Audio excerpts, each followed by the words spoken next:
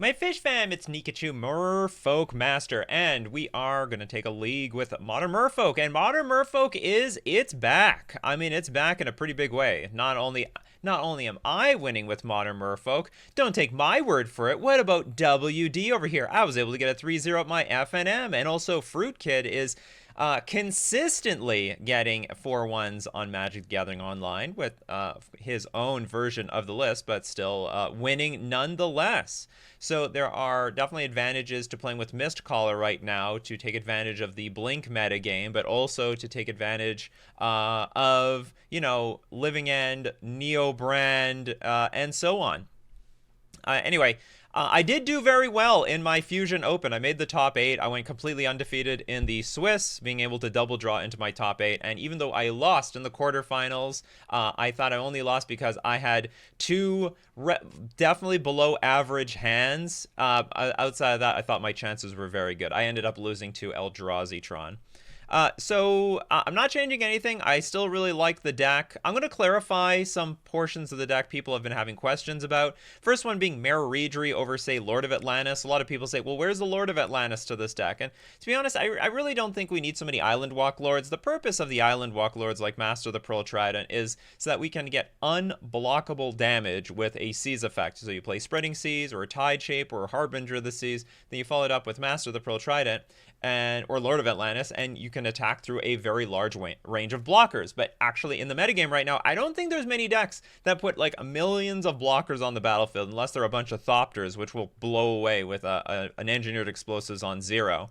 So I think if there are any blockers, that we can deal with it with Flood Pits Drowner, which taps those creatures down, or Maraudry. I think Maraudry, I'm not looking at this like it's an Affinity style card where you play Maraudry and then you can spew your whole hand onto the battlefield.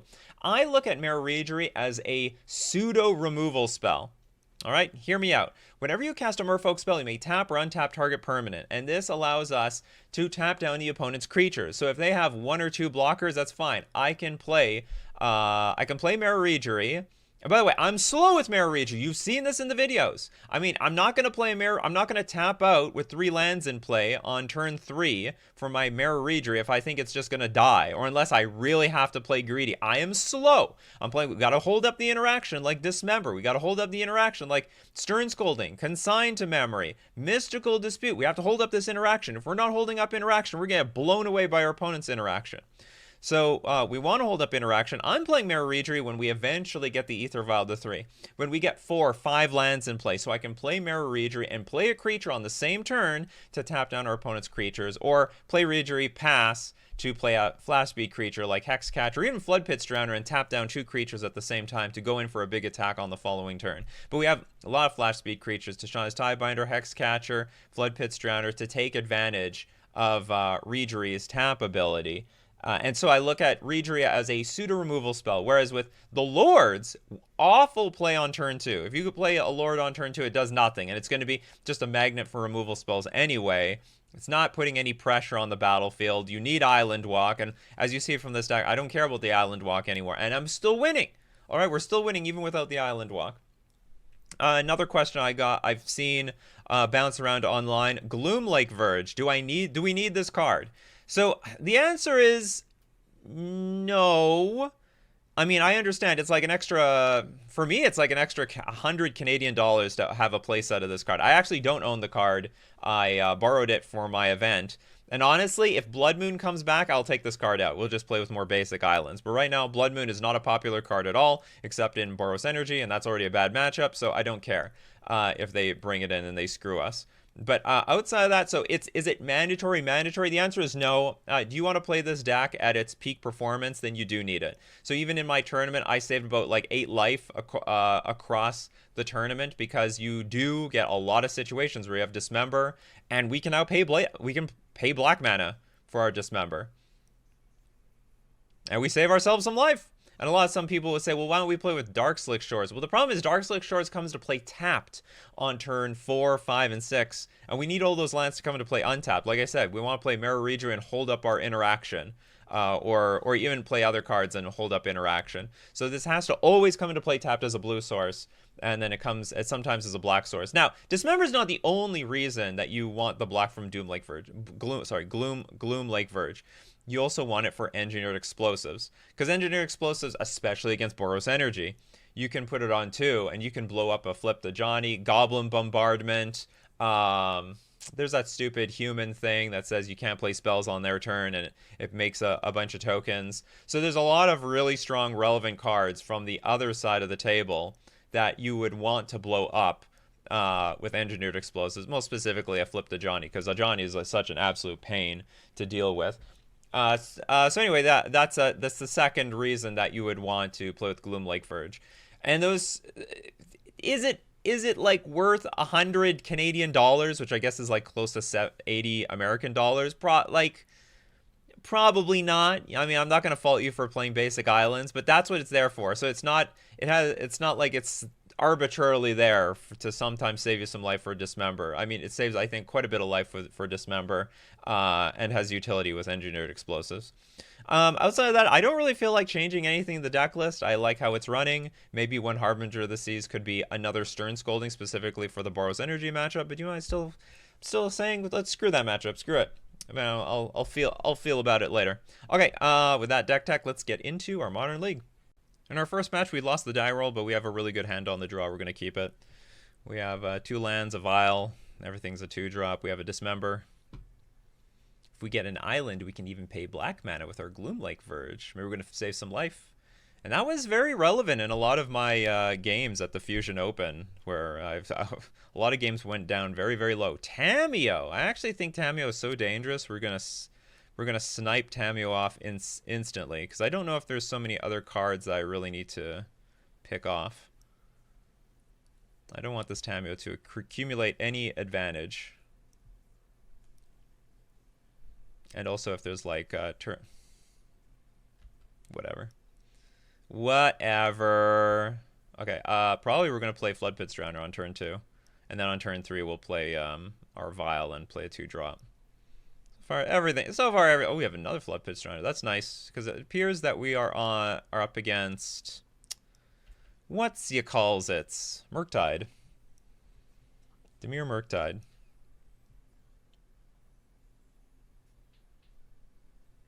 They'll have ooh. A bit rude. I guess I don't have to do anything here. We'll just pass, because I have 2 Flood Pits Drowners in hand. So if you take one, I'll play the other.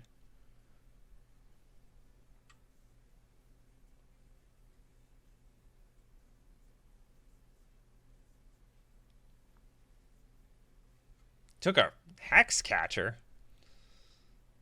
I find that a little bit strange. Okay, we'll go to the beginning of combat and play our Flood Pits Drowner. What do you want to protect so badly with that? That's so weird to me. Thought Scour, that's fine. So if they develop an Oculus, we'll be in okay shape, I guess. Okay, let's attack for 2. Maybe I don't need to get rid of this Tamiyo. Maybe the Tamiyo can stay. Maybe this Flood Pits Drowner is better on the battlefield. I mean, if this Tamiyo somehow is a problem, I can... Originally I was going to suck it away with the Flood Pits Drowner's other ability. Another Thought Scour.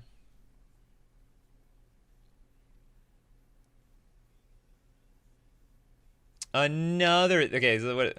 They can't have... Can they have Murktide? They put 2 cards. So they had 1, 2, 3, 4, 5. Then they could have played Murktide that turn. Sure. Oh, it triggers this thing. Okay, that's fine. We can still kill Tamiyo. Yeah. Or maybe that was the point with the taking one of my Hex Catchers away. I'll admit, I wasn't even thinking about that. What do I do here? Play Flood Pits? Playing Flood Pits feels terrible. Because it feels like such a waste. But Hexcatcher can't pump itself up. I don't know what's in. I'm assuming Oculus are in these decks. We can race an Oculus. In theory. In theory. We got a 1-drop that's actually relevant because if our opponent goes to shoot something, we can... Or how do we do this? No, I have no choice. I got to attack first, play the Hexcatcher. Because it doesn't change anything.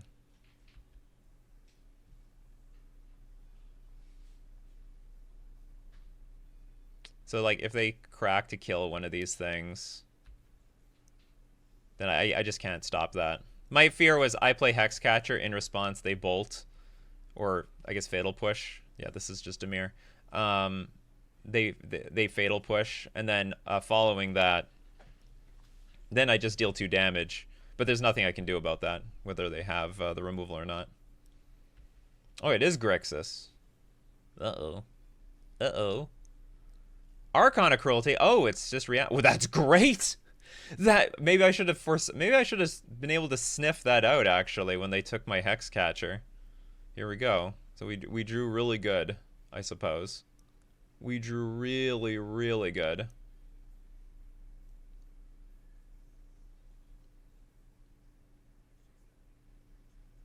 No. Okay, what's going on here? So the Emperor of Bones. The idea is Emperor of Bones. This is a greedy play. This is a very, very, very greedy play. What do they want to do following this? Because they shocked themselves. Now, the question is, okay, I think I just have to exile this stupid thing. Is there anything else that can come back from the graveyard? Probably not. Not this turn, at least.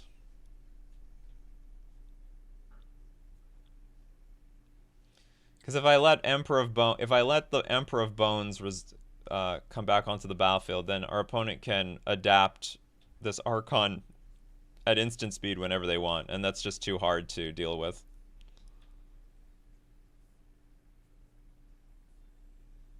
Oculus? I don't think they play Oculus, though. Okay, I'm wrong. We have not lethal. But we have like a pretty damn good turn.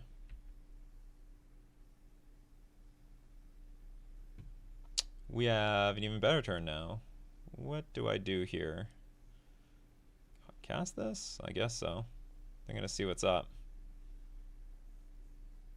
Or maybe, hold on, maybe I don't do. Maybe I just play Lord.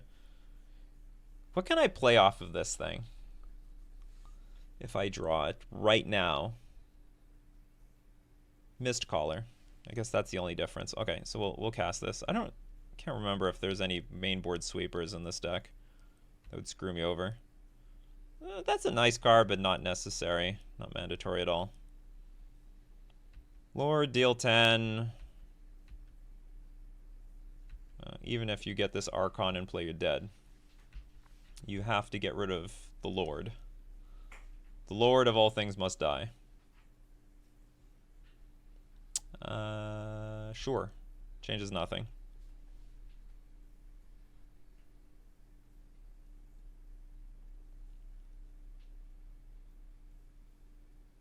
So they can go to combat, get the Archon, play the Archon. They'll draw an extra card if that matters to them.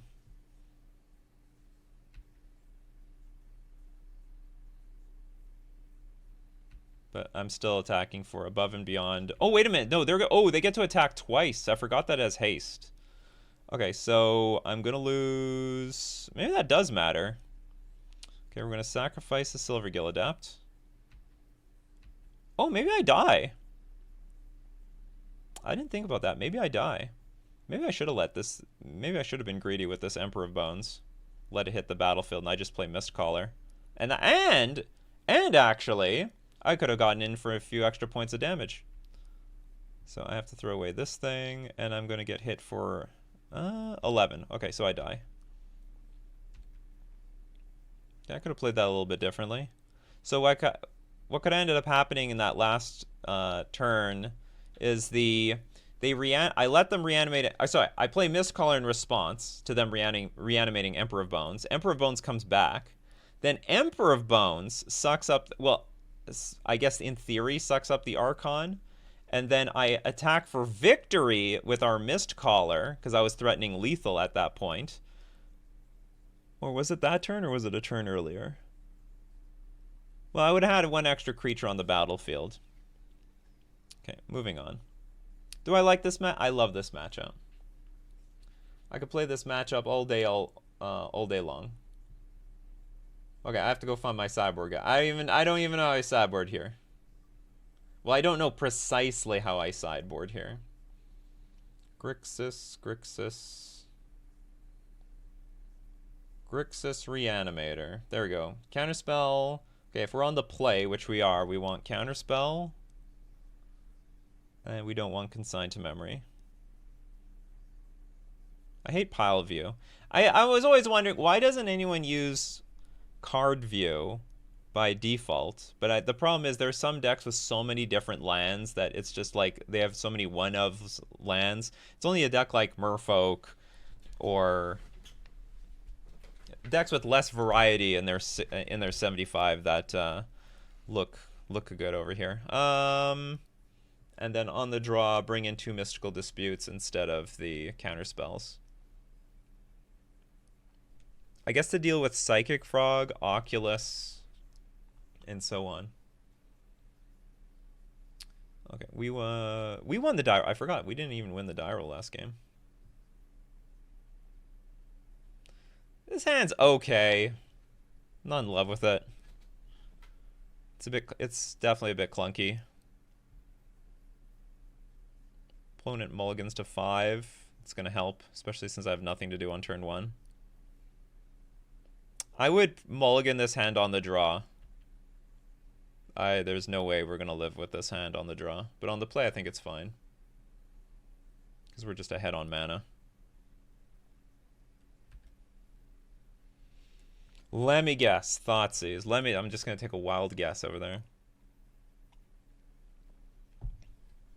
I knew it. I knew it.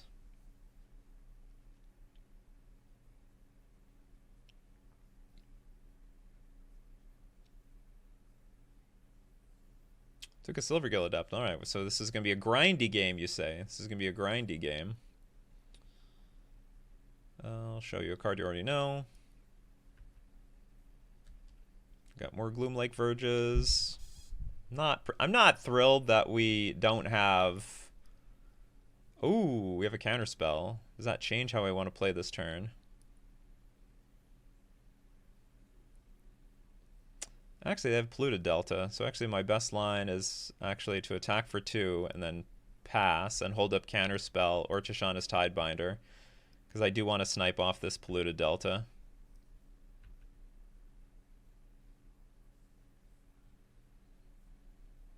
Do you have a Mystical Dispute for this? Or do you just... Okay. Okay, that's fair.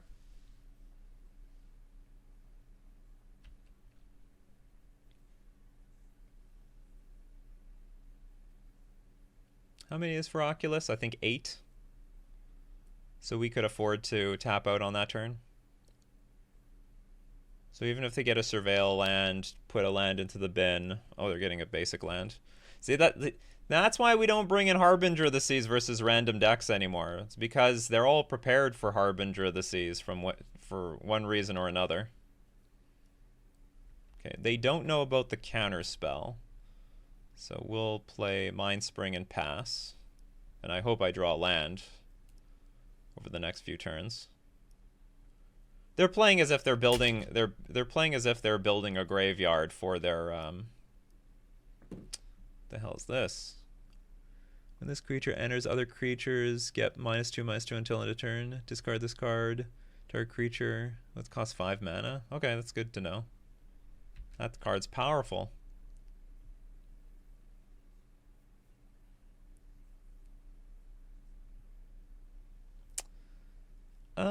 There's nothing in the graveyard, but at the same time, I don't want to waste my mana this turn.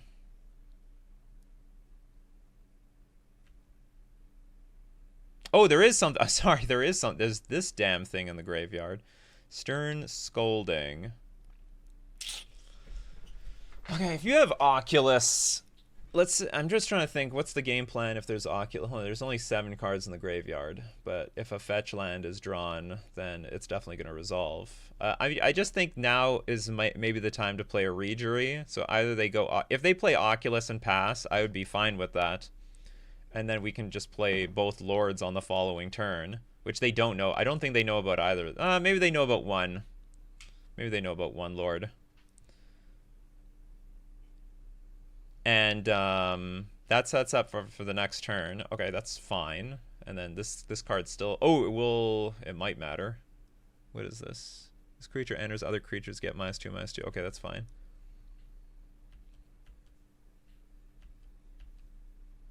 Oh, you want to... Oh, you need cards badly, do you? This is very sad because I can't play multiple cards a turn. So we're just going to do it this way.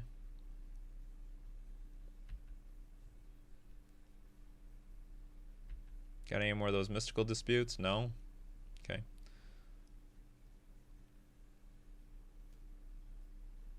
I don't know which one of these lands I should have untapped. I don't think it matters from my opponent's side.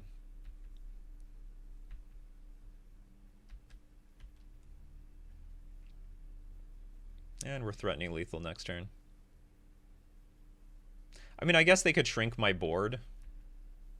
That's possible. Oh, no, you can't because you didn't... Oh, no, but you can still take something every single turn. Don't find Archon. Don't find Archon. Okay, they didn't find the Archon. I was not expecting this. Enters, other creatures get -2/-2. Well, it's good that I've got some Lords in my deck.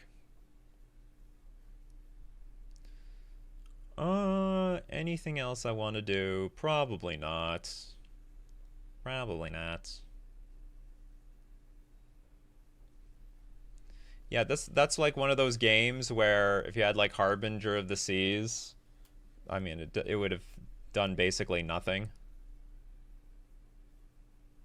Just my philosophy around Harbinger of the Seas right now is everyone is playing around it like perfectly, or as best as they possibly can. So most of the time you do still win games. Like that's the problem. You still do win games on the spot, but it's less than 50%. I would even say it's closer to 25%. So it's like it's too rare to go for a strategy to go for, and I would rather just play like regular Magic with, like, you know, with Mare Regery and so on in the main deck, because those cards are good in all, or sorry, they're playable in every matchup. Because paying 3 mana for a 2/2 is like worthless. Oh, we got Psyche Frog.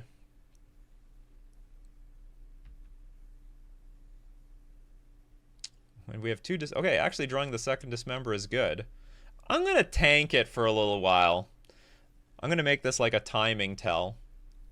And the reason I'm gonna tank it is I'm gonna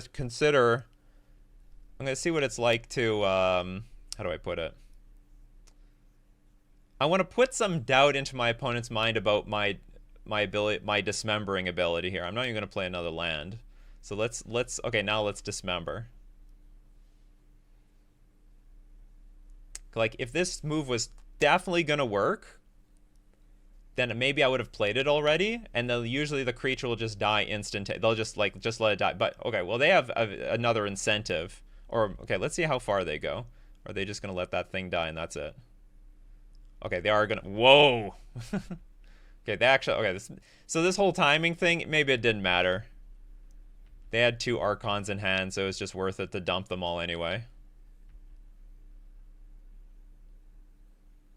But they're going to lose everything.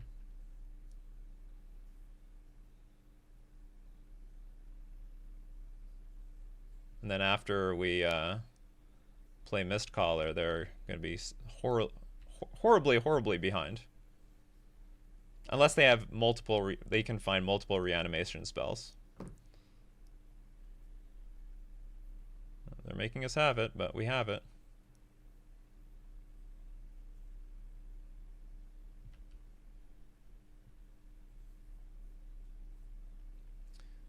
I will... Yeah, I guess we can tick this thing up. And it works out. It works out. Merfolk, play a Mind Spring. Yeah, I'm gonna do off... This takes me off Counterspell mana, but I think it's just more important given the fact that they can have Mystical Dispute to... Oh, we have to do that. That's a good card. That was a good card! That was a very, very good card. What do I do here? Okay, I guess we just throw... We have to throw out one Flood Pits. And then save one for the future. Just leave it on 2. Oh, Reedry's not bad. So if they play Emperor of Bones, we have another Flood Pits to eat that thing up. Uh-oh. Uh-oh. Uh-oh. Oculus. So they're going to get a random card off the top of their deck.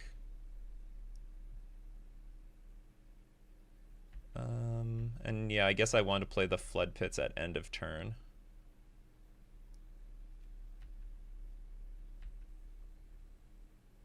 Come on, Lord. I would like a Lord so I can attack through this stupid 2/2.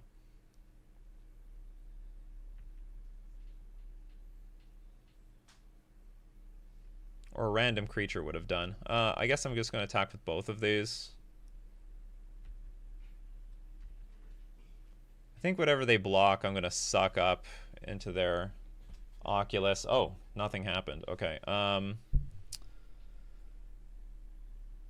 Now a good question is, do I want to do any? Like, or is that card so good? That's creepy.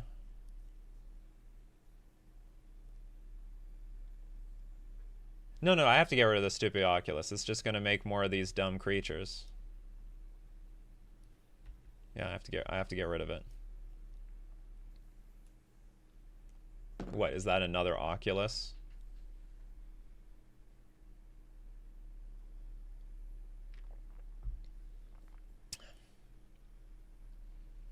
You know, I could almost... I knew it. I knew it.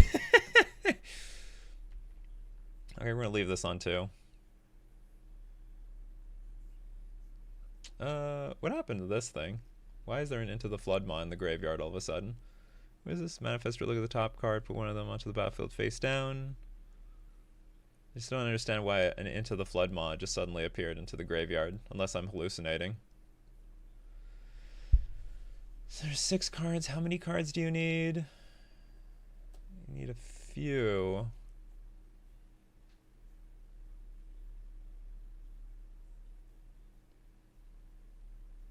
Exile. Oh no, you need exile 6 cards from your graveyard. So you have 3.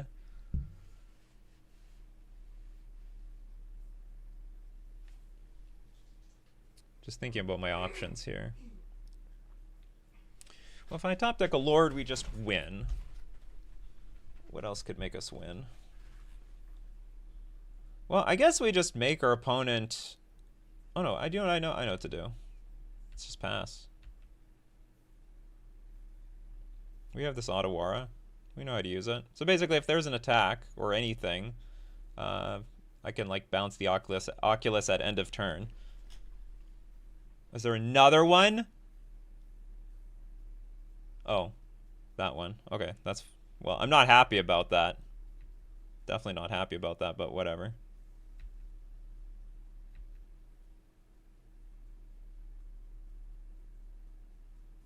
Okay, let's try to deal with one less Oculus on the battlefield. Please.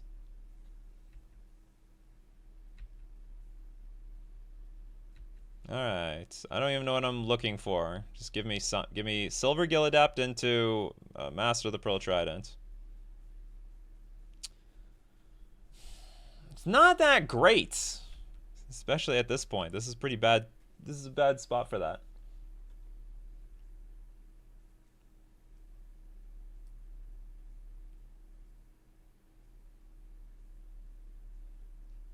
Everything would have been fine if this random manifested creature wasn't this 5/5. It could have been anything else. Could have been Emperor of Bones for all I cared.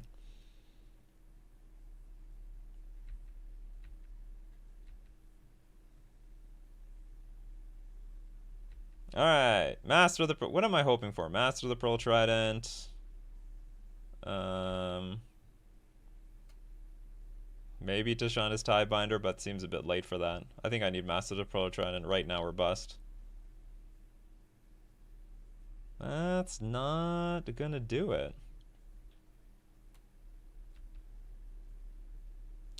So I'm gonna have to force some chump blocks.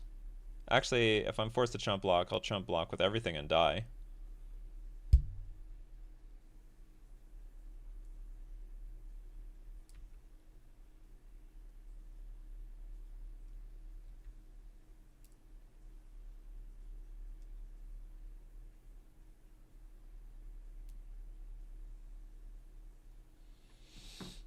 So if anyone didn't know, like, we have a lot of answers to this card. I mean, typically, Dismember, Otawara, Floodpit's Drowner, Tashanda's Tidebinder also works. It actually works pretty well because it triggers at our upkeep after we've untapped our lands.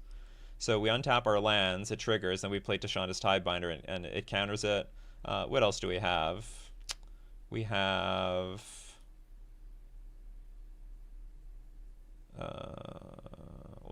Mystical Dispute, in theory. Ugh, this is an ability. No! We have finally been defeated by Reanimator. Alright, good games. Concede. But I think we played against Reanimator, what, like, 6 times on camera? This is the first loss. It was just a matter of time. I still think the game was pretty damn close. Damn it! I needed these things earlier. They would have made a big difference. Ah! Okay, anyway, that was round 1. Let's get into round 2. Round 2, we lost the die roll. So there's some good things going on for our hand. We were definitely going to curve out, but the bad thing is we have nothing. Like we have 2 cards that are interactive for specifically creature-based decks. Hell with it. We're gonna keep it. It's a very loose keep though because we have there's 0 threats in this hand. So this hand is meant to go somewhat go the long game. I can rattle off a bunch of decks in my mind where this hand will be very poor, but it's gonna curve out. It's gonna curve out. We're definitely going to make our land drops. That's probably one of the matchups this hand is going to be terrible against. Mind Stone, sure. Because, like, both... I mean, if we're lucky, Stern Scolding is going to connect with something like that. They could play the Flesh Raker. That would be great. That would be highly appreciated. Dismember can kill some chunk of cards in these decks. Drawing another land is not good. I prefer to draw on anything else.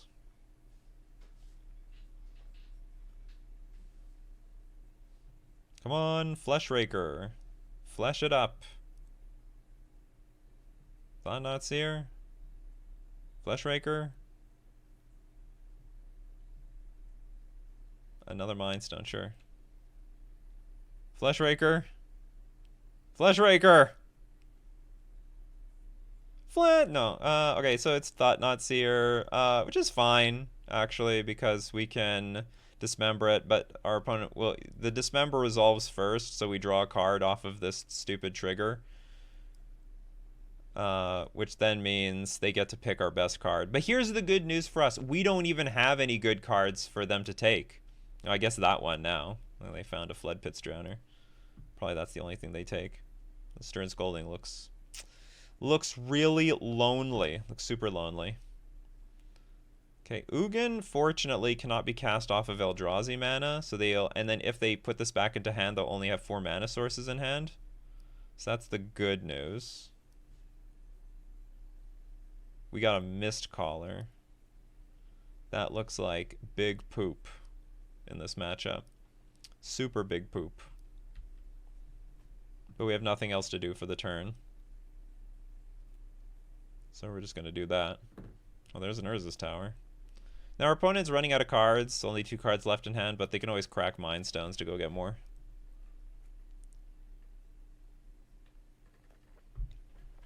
What the hell is this? Palantir of... Why do they design cards like this? I can't even read it. At the beginning of your end step, put an influence counter on Palantir, then scry 2. Then target opponent may have you draw a card. If that player doesn't, you mill X cards, where X is the number of influence counters on it. That player loses life equals to... that's fine. Yeah, I'll lose life to your influence counters. It's better than you drawing cards. I guess this is like... I guess this is the new... One Ring.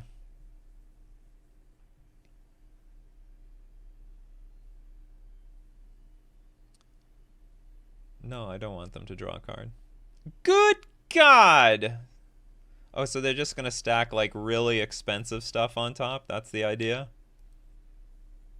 Holy moly. How do I attack this thing? I just want to attack and kill it off the battlefield. When does it even trigger? The beginning of the end step? Will I have a beginning of the end step left?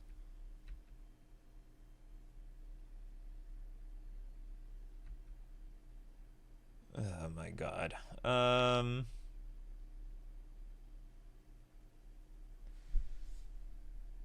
That player doesn't, you mill X cards, where X is the number of influence count. Oh, I see. So we get another. I have to deal with this one more time. I need to attack, don't I? Or I'm going to...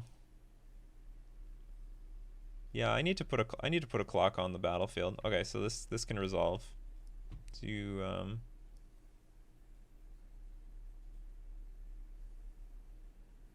put influence and scry 2. Then I lose life equal to the number of total mana value of those cards. Oh, you mill X cards, so they can mill 2 cards this time. I don't want my opponent to draw cards. Do I die?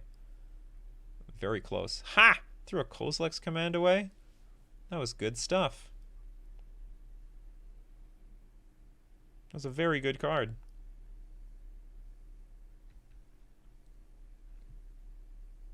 Even Karn was a good card. I guess the plan is to win with that thing. No! Okay, what's the... I gotta bounce this stupid thing.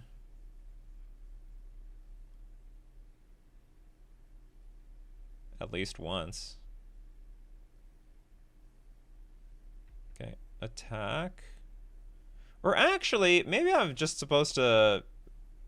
I have a feeling I'm just supposed to play a Lord there.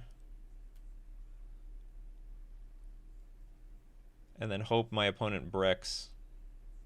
But anyway, we've taken this line.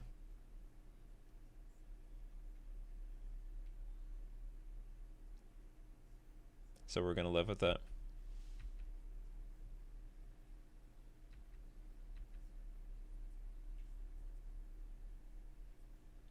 Gonna return this back to hand. You have 1, 2, 3, 4, 5, 6. Oh, you can play you can get the 7th land in play.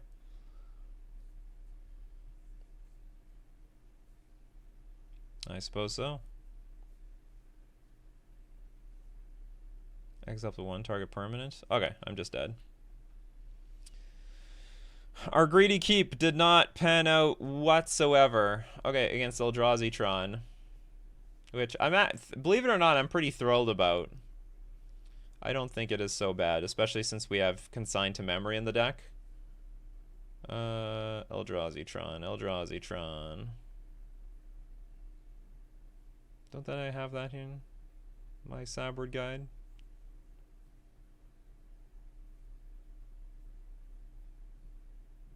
Or maybe not.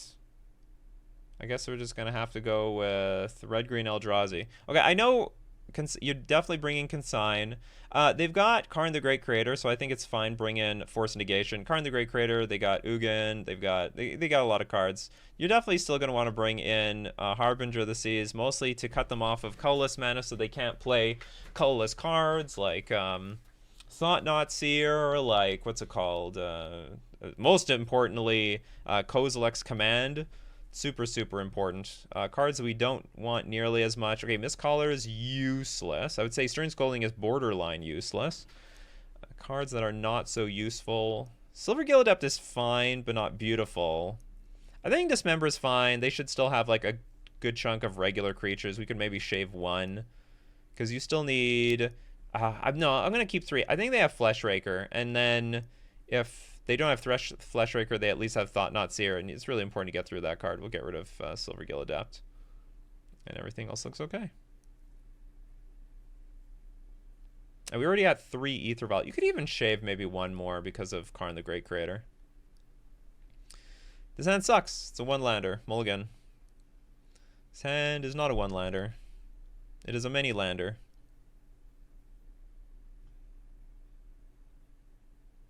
It is quite acceptable. I don't think they have any counter spells in their deck, so we'll dump the Cavern of Souls.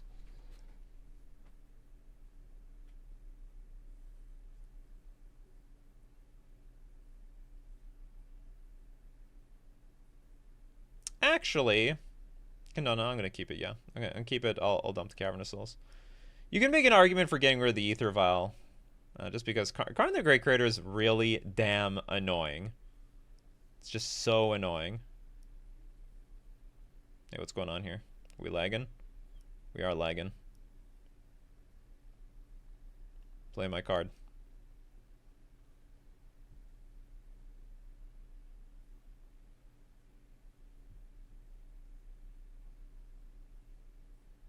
It's probably a me thing. It's probably a me thing, not a Wizards Magic the Gathering Online thing.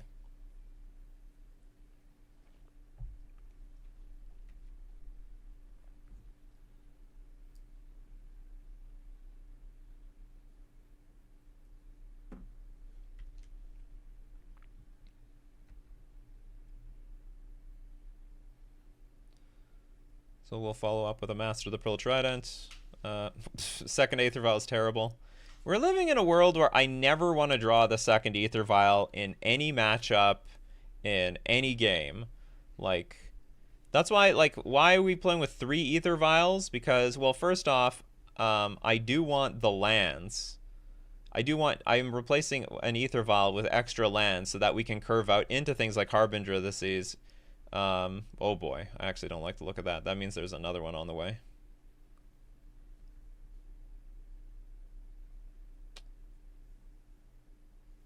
That's cute. So probably I should vial in the Silvergill Adept first.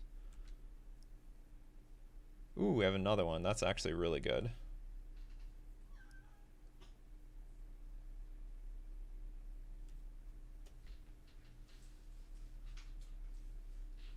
Oh, no Dismember. Wow, they burned the Dismember on a creature that is irrelevant. Palantir is back. Arguably better than ever.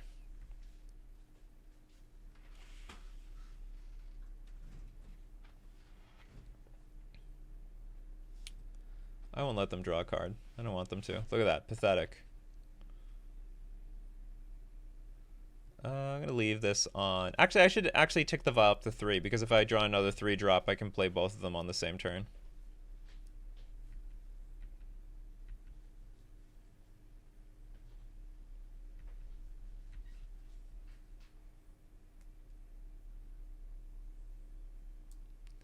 Here we go. Oh, it's Karn. So I have to activate now, or otherwise my vials are frozen.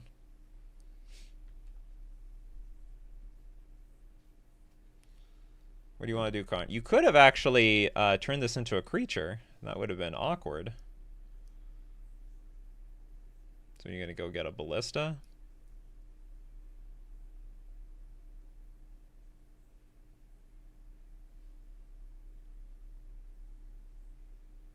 Yeah, they're going to go get a Ballista.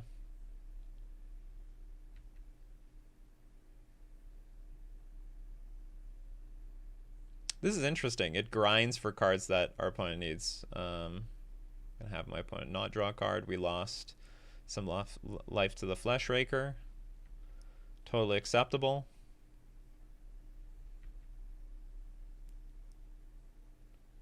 A random lord. Actually, I don't want a random lord. Random lord may not do it.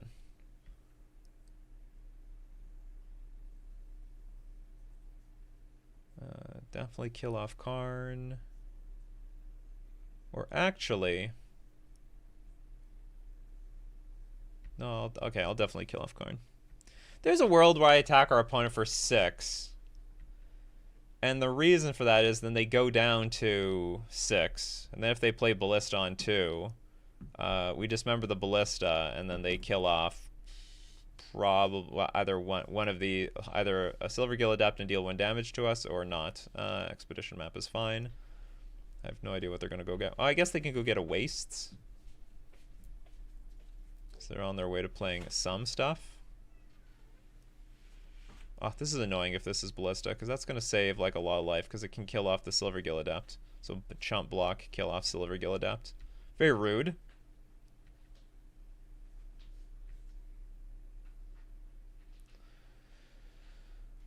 This might be a point.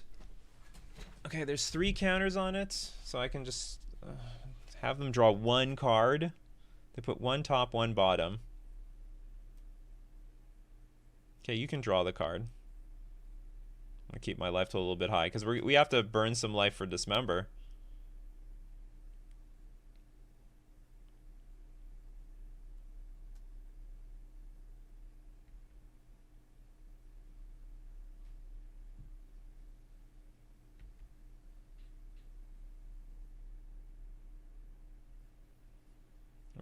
We're flooding out a little bit here.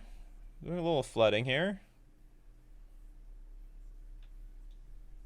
Well, okay, since Silver Gill Adept is not long for this world, I'm just going to attack with everything.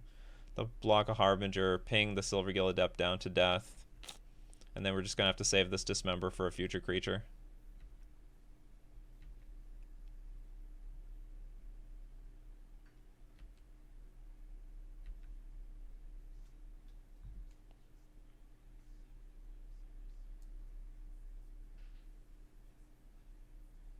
What can you play for 6 mana? Oh, Thought-Knot's here. This is great!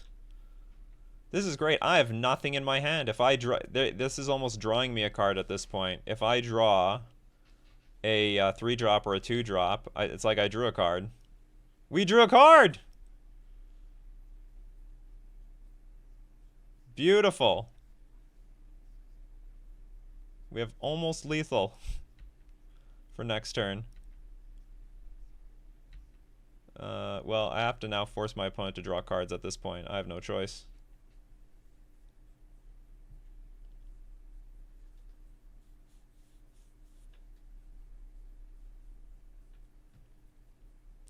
This card is so complicated. How can they even write this thing out like that on this card and expect people to understand? Have them draw 1 card? Yes, they can draw whatever the hell they want. They put 2 top, 0 bottom. It's probably all good stuff. Alright, let me draw, like, anything. Anything. Anything. That's anything. In fact, that's such good anything, it probably wins me the game.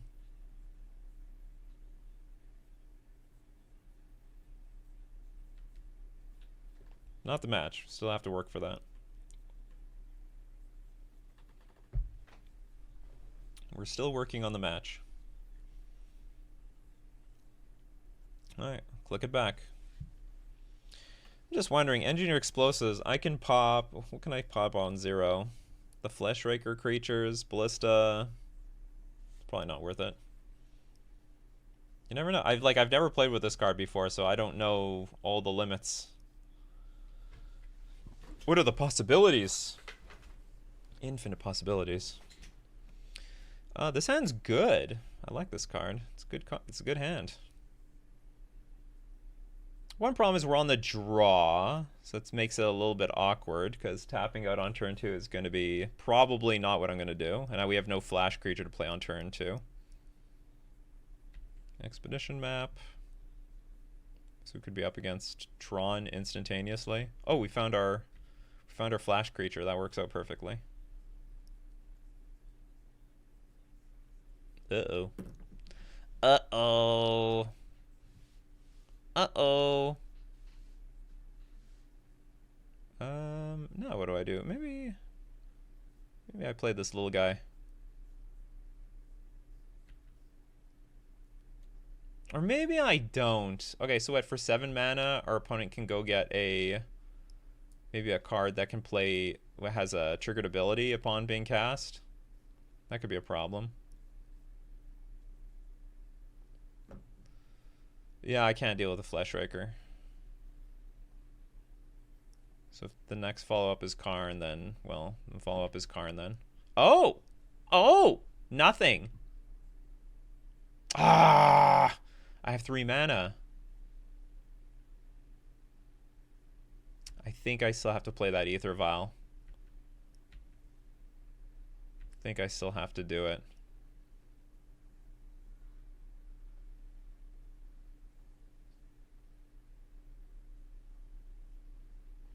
It's too bad. That would have been perfect on turn 2, not now.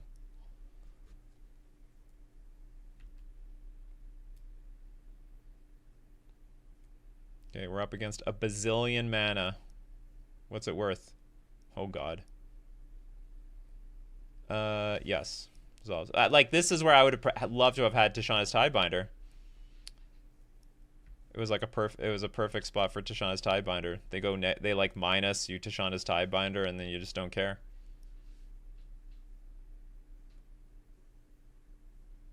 The classic pain of having to deal with a Karn the Great Creator.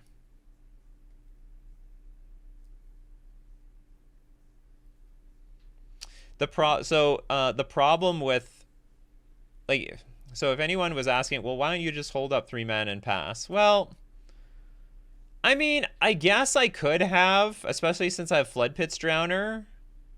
Yeah, maybe I could have, given that I had Flood Pit's Drowner. It does change a bit, so if my opponent does nothing, I can throw out a Flood Pit's Drowner. But it just makes all these cards, like, really clunky. Like, I definitely have to be peeling lands off the top of my deck in order to compete, to reasonably curve out.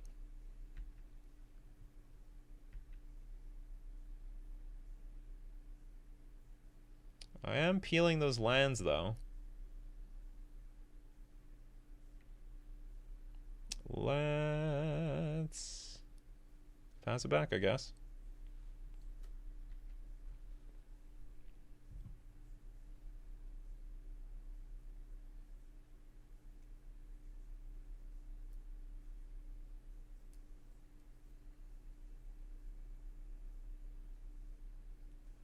Sure.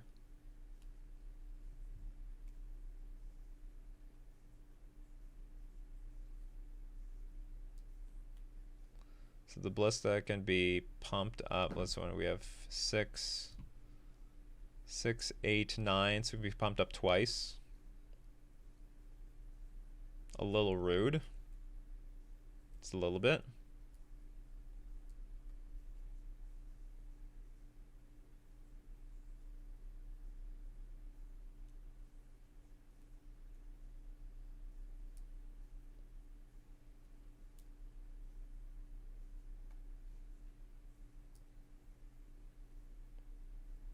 I wonder what they're thinking. I wonder what's in their hand. You want to turn my thing into a creature? Doesn't that help me? I've certainly never seen that line before. It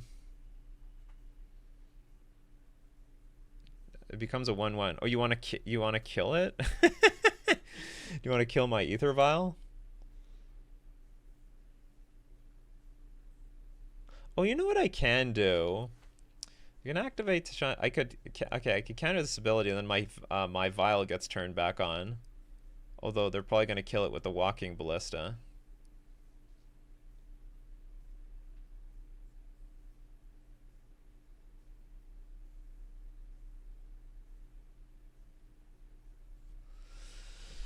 Just trying to figure out what the hell is the best way. I could even just do nothing this turn, try to activate my Mind Spring, draw 2 cards. If we find Dismember, we can kill Walking Ballista, and maybe play Lord Attack Karn. That's possible. I play Tishana's Tidebinder. This gets countered.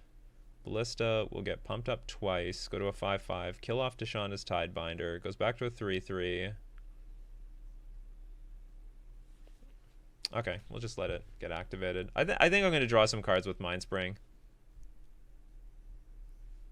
This is a very weird line, but it's fine. It's very creative. Okay, that's interesting. Okay, that was a weird line. That was a weird move because I can pump this thing up in response, which I plan to do. I mean, maybe they want me to tap out. They have 3 cards in hand, 10 mana in. Was it 9 mana in play? Why not? This is fine. So this is how they're spending their turn. This thing still dies, but I still draw 2 cards.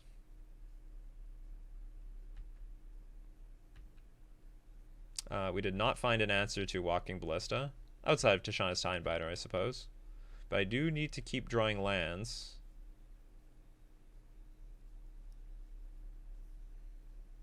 Or I'd prefer to keep drawing lands. Okay, I do keep drawing lands.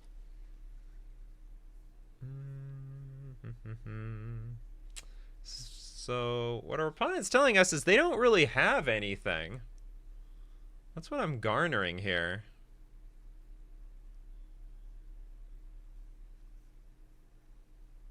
They have a lot of mana and a Walking Ballista. That's what they got.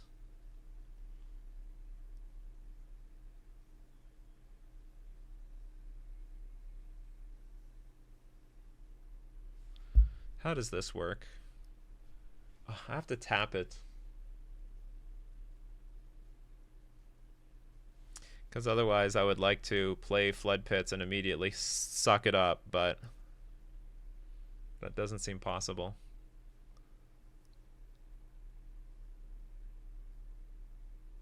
So I can attack Karn for 2. That would siphon me on mana. I could play a Lord pass. And then whatever my opponent does, I can Tishana's Tidebinder. Maybe that's the best way to do it.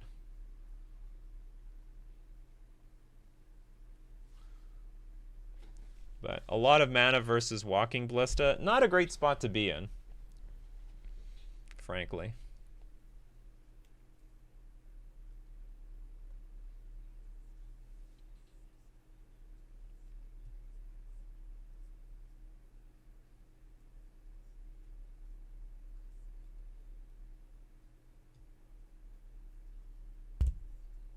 Wonder what's in their hand, though. Still don't know. Okay, against this, I'm just gonna Tishana's Tidebinder. I don't want to. I don't want to know what's gonna happen next.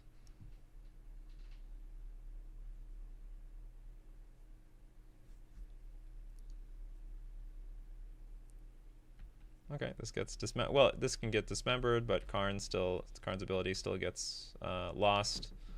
So there's now how much mana? 6. Still only 2 activate. Can only activate this thing twice. So leaving it at a 2/2. But, big difference here, but, if Walking Ballista, say, pumps up twice, shoots this thing down, it's only a 2/2, and I can attack the Karn and kill it with my Mutavaults. So that's the big difference in this board state than last turn, where I only had 1 Mutavault.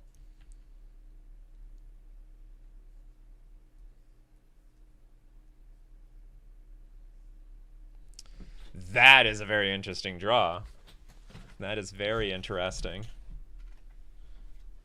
I wish I had 1 more mana. So we can Flood Pits, tap this thing down, attack Karn, shoot. I flash in Hexcatcher, shoot again. Alternatively, Flood Pits, tap, attack Karn with both Lord and Mutavault. They just go shoot. Mutavault just deals 3.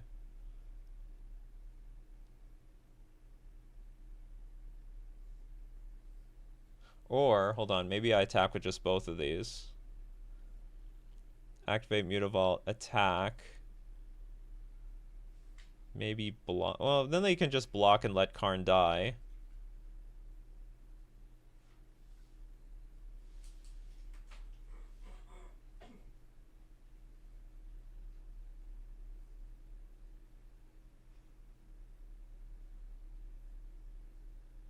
Again, I'm like a mana short from like doing things I want to do.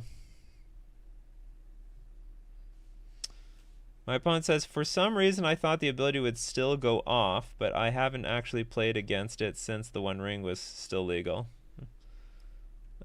Nope.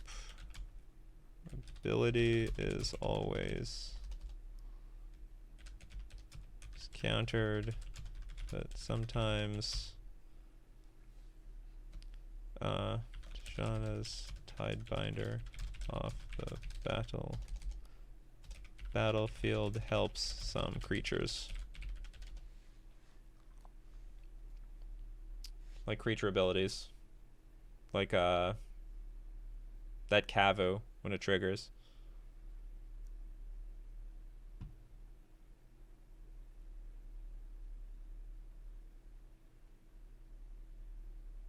Well, another thing I could do is I could just play a regular Lord. Would that work? Maybe that works. I could play a regular Lord, attack with both. Oh no, but then you still just block a Lord, let this thing die.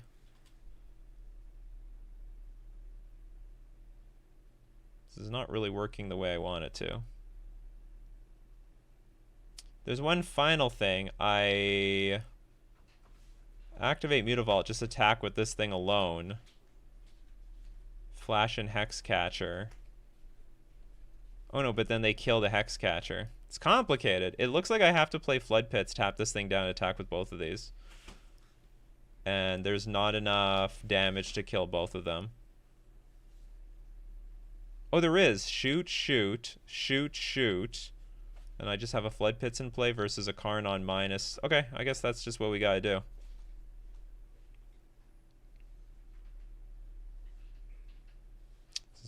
We gotta do what we gotta do here.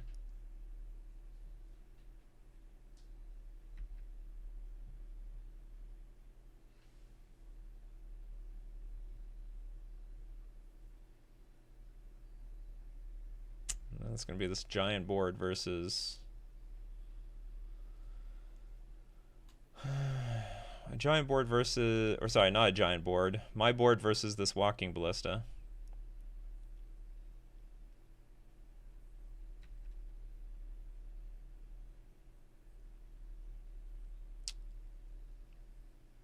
And so this Ballista can kill off these two things, and that's it. I can't really play Mindspring Merfolk. It's just gonna die for nothing.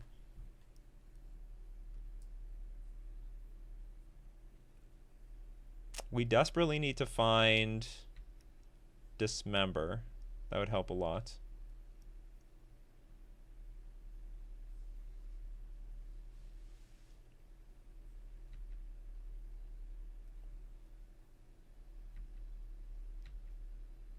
Okay, Lord down.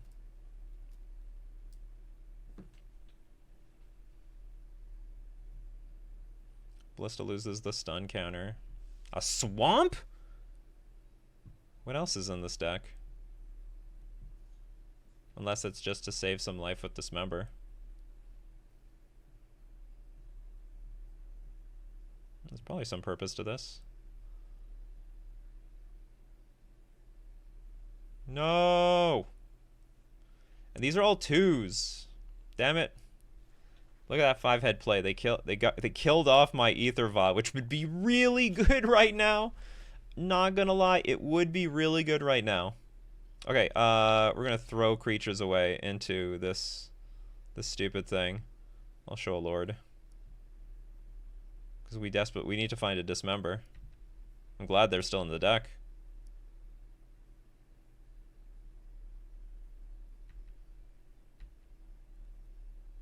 Okay, you pump it up. Would flashing this thing in do anything? Probably not. Reejerey could help on a following turn. It won't help now. So you have 6. This will get to a 3/3. Okay, so I guess we're gonna play this Lord just to exhaust more of these stupid counters. We do need to keep playing like Lords on the battlefield.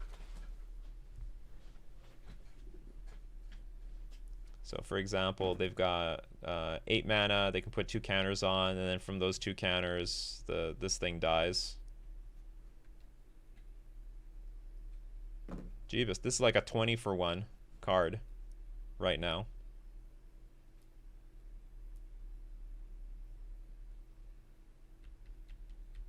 Imagine. I mean, the only saving grace is our opponent seems to be flooding out. Or I don't know what they're doing, because they could crack this Mind Stone at any moment to draw an extra card. They have all his dust? What the hell? What is going on in this game? Okay, I think we're dead. I think we're dead now. I put up a great effort. It was a fantastic effort. But it wasn't enough. I got 2 Regeries now. And our opponent still has so much mana. Too much mana.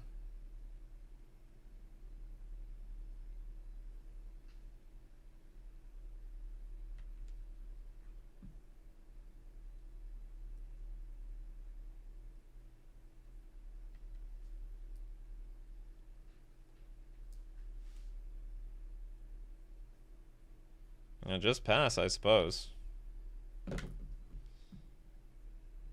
I'll admit we're dead here. We're just dead. I mean, at any moment they can just go get the all is dust.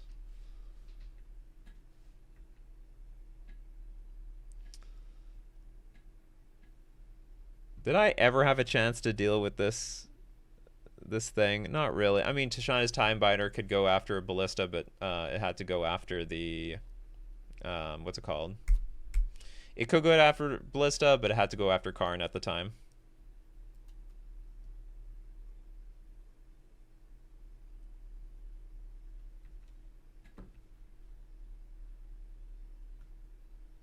I'm just gonna concede. It's okay.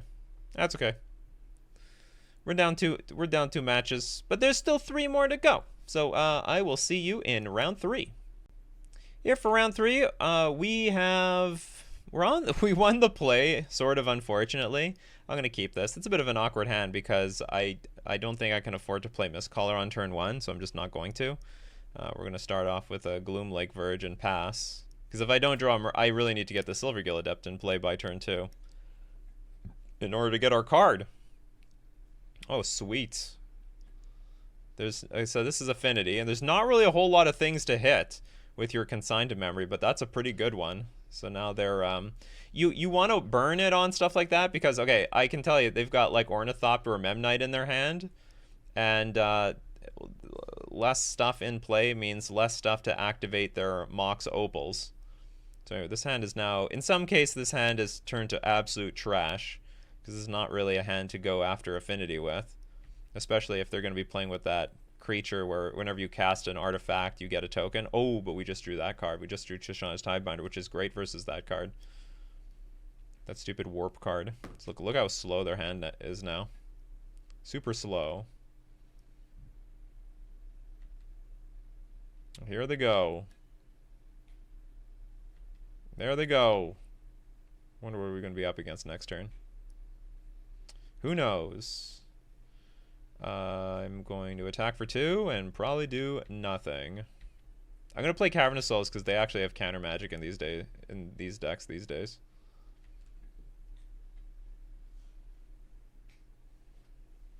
They have a lot of stuff with triggers. Like if they play Kappa Cannoneer, that's worth countering with Tishana's Tidebinder.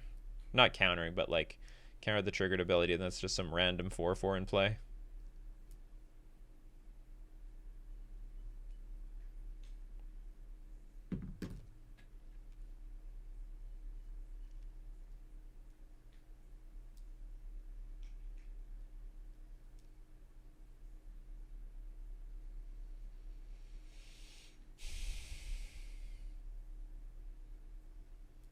What's up? You want to do something? Blood Moon!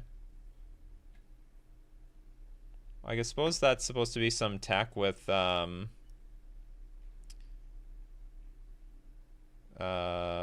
probably supposed to be some tech with Urza's Saga. I guess that resolves? There's just nothing I could... Well, I mean, I could throw a Tishana's Tidebinder out, but that seems pretty crappy.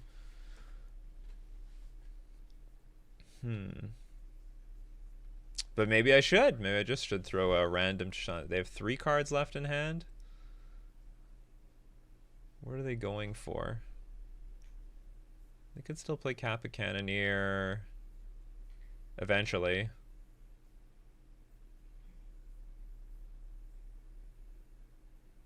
Well, I can still Otawara the Blood Moon if I really need to.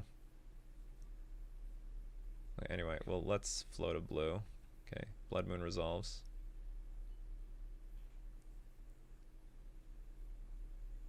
I was about to say, there's no Blood Moon in the... This is why we're playing this card, Gloomlake Verge. There's no Blood Moon in the format. Well, what the hell is it coming out of this card deck for?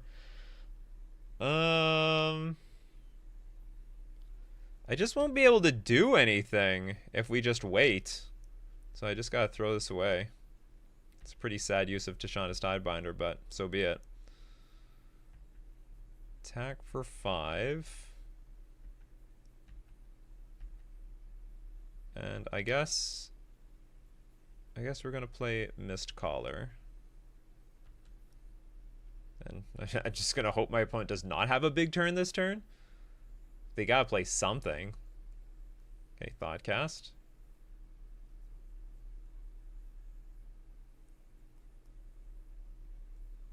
They only have one creature in play, so they can only use one Springleaf Drum.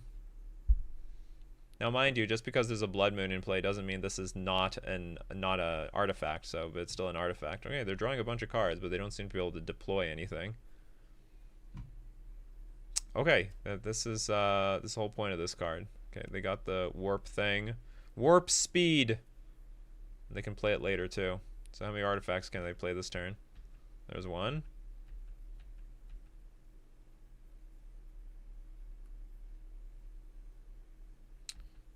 There's the Thoughtcast. There's an Urza Saga, which is going to be... In some way, this Blood Moon is going to work for us this game. In some weird way, Blood Moon's going to work for us. Another Silvergill Adept. And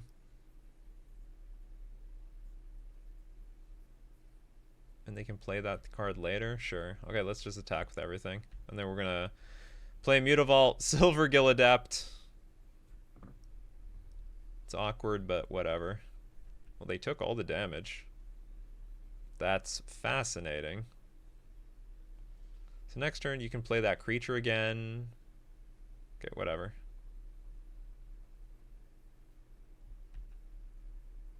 Okay, that's good. So we do have Otawara in hand. They have an island, so they have to do something really big really fast. Otherwise, we're going to Otawara the Blood Moon back to hand and then just play a Slam Master of the Pearl Trident. In fact, we might be able to do that next turn. We have 5 lands in play. So 5 lands means we could go Otawara. And we have a Cavern in play. We just need our opponent to tap out. It's going to be the most important thing, so they can't, like, Galvanic Blast our Master of the Pearl Trident. So another Mox Opal. So, like, they're going off, but, I mean, we're in no danger of losing this turn. Not that I know of. Unless there's an artifact, Craterhoof, that I don't know about. Use up your mana. Use up your mana. Use up your mana. Do it, do it, do it. Use up your mana. You're not using up enough mana, in my opinion. Use up more mana. Damn it. I could still have a removal spell in hand. Well, the good news is that we have no choice. We have to go. We have to go for it here. Okay, I have to be very careful here. We're going to Otawara, Blood Moon, tap. Oh, I need to use the blue source here. That's fine. Okay. Blue, blue. Our 2 colorless mana. Get rid of Blood Moon. They have Galvanic Blast. They got Galvanic Blast. There's nothing I can do about that. Okay, so now our Merfolk is uncounterable because we do have Cavern of Souls. So if they have a counter magic in hand, it doesn't work. Okay. Like, I'm pretty sure these decks are super heavy on blue, but they showed us a Blood Moon in this game, so I was like, okay. Maybe there's more red than I think there is. Okay, this is... I gotta put Eldrazi Tron in the sideboard guide. It wasn't in the sideboard guide. Okay, Affinity is in the sideboard guide. Mystical Dispute. That hits all the blue creatures that they played. Also, Thoughtcast, which is worth hitting. Force Negation. For... What does it hit in this deck?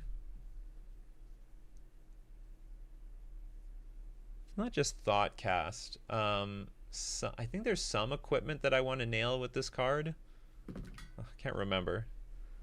Oh, for Whip Flare. Forgot. Yeah, the sideboard card. So they're bringing in Whip Flare at post board. I even have a note of it.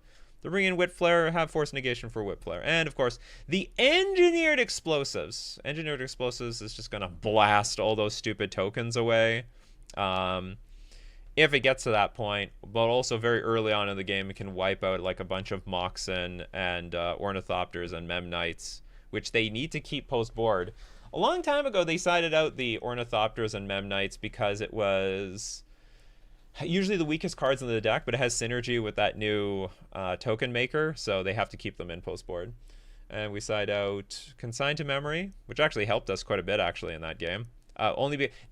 There's like nothing great to counter. Like most of the important cards have a color to it, so it's like counter target, colorless spell. There's not really a whole lot of colorless. Like the most important cards are not colorless. Whip Flare is not colorless. Kappa Cannoneer is not colorless. Thought Monitor is not colorless. Thought Cast is not colorless. That Warp Creature is not colorless. So anyway, that goes, and we take out Stern Scolding. Interestingly enough, they have cards to Stern Scolding, but like the most important one is just Thought Monitor, and everything else, like the Warp Creature is a 3/3. Kappa Cannoneer is too big. Mistcaller is useless here. Helped us get in for some damage. And okay, I think my sideboard guide might be wrong here. I decided to take out one Hex Catcher, but I actually think I should keep the Hex Catcher so that my random stuff can attack into the tokens. I'm going to take out one Silver Gill Adept. I'll even make that adjustment here. It's not that big of a difference. Like, Silver Gill Adept matters too, but I actually think the Hex Catcher matters a little bit more. Make that slight adjustment to my sideboard guide, because I noticed that in my tournament. So I was like, you know what? I mean, I have a bunch of answers to these tokens, but like, what if we don't have the answer and we just have a bunch of 1 toughness creatures in play, like we did last game? Hex Catcher would have just blown them out. We're going to keep this hand. It's actually premium, super premium. By the way, the main purpose to have Engineered Explosives is for Urza Saga, because I don't know any good way of getting rid of the tokens. I just have no idea how to get rid of those tokens today. Multiple Dismembers versus Affinity is not something I love, but whatever. So if they go turn 2 Warp Creature, spew their hand. Engineered Explosives, baby.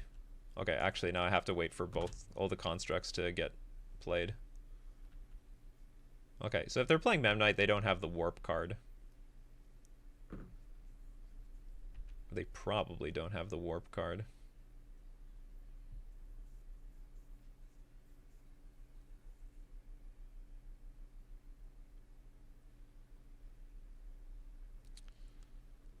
Just play Cavern of Souls and pass. We're not going to play Engineered Explosives yet. That's pointless. Also, I think they can actually counter it if they wanted to. Also, I want to entice them to like pass their turn up and make a Saga creature. Because if I play Engineered Explosives on 0, they'll just not even care about their Saga anymore. They'll just be a second thought. They'll prioritize their mana some other way. Oh, you want to kill this thing? You don't like that card? No, they just want to read it. That's fine. That's fair. Ooh, I drew Otawara. I'd like to keep that in my hand, but at the same time, I don't think I should.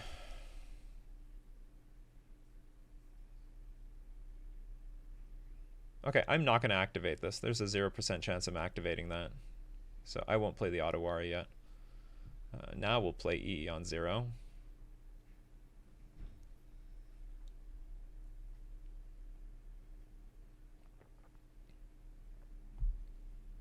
And now I don't care how they use their mana. And just pass.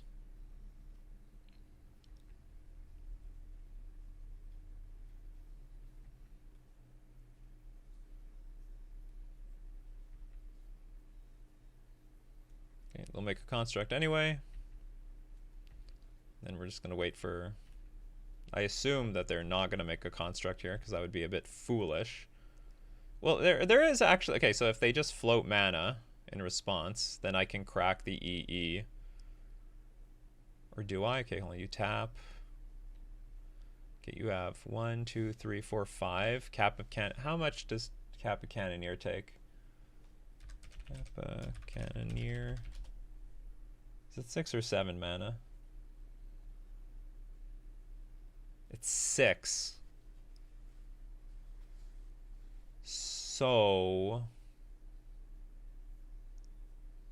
the thing is, I'd force my opponent to get a 1-drop first instead of a 0-drop. But if they get a 0-drop, what can I do? Cap Cannoneer is just ward 4, so I'm 1 land away from paying the ward cost and killing it with Dismember. Like, I'm just trying to think, like, what kind of hand do they have here? They have to be building towards a Kappa Cannoneer. Or several Kappa Cannoneers. 1, 2, 3, 4, 5. And if they get a Mox, that will be... Well, if I pop the Engineer Explosives, actually, they can't use a Mox. Mox is useless. Okay, so we'll pop it right now. I can't stop them from getting a Springleaf Drum.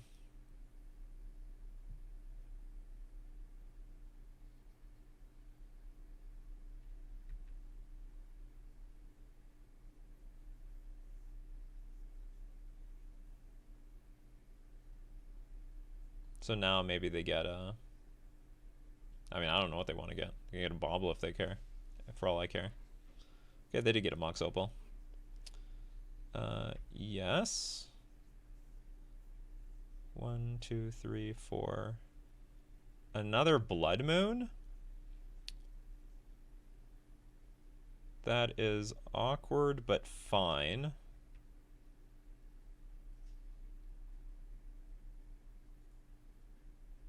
It also makes me wonder what I have to do with my Ether Vial now, because I was planning to put it on 3.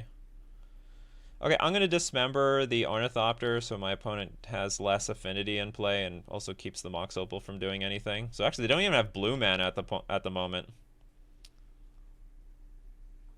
Which is funny. I have more blue mana than they do. I'm going to kill my creature. No! That was so rude, opponent. That was so damn rude. Yeah, I gotta leave this on too, because I have double blue creatures in this deck. That can be nice in the future.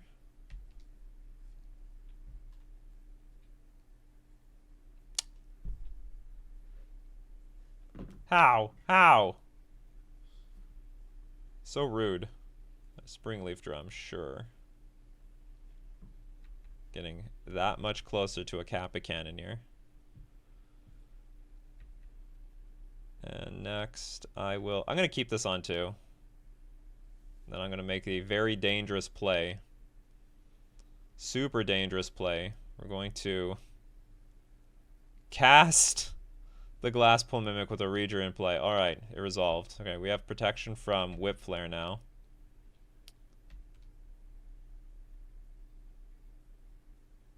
Okay, we have Otawara actually online. I can play the Sync untapped actually because of Blood Moon, and we have Otawara if we really need it.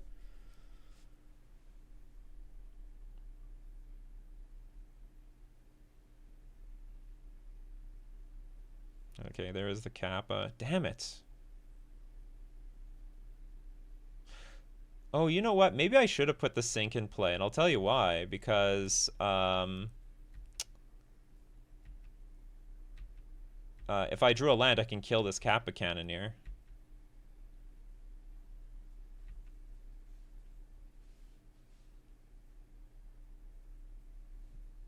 Say no.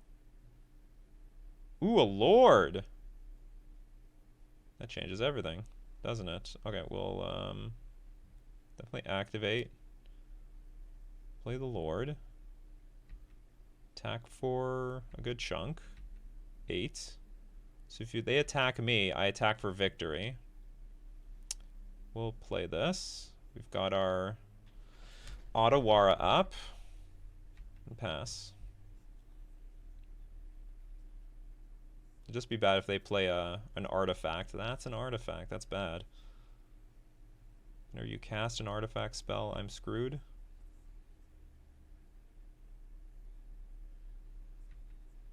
That gets a counter. It's unblockable. Ugh, Opal's online.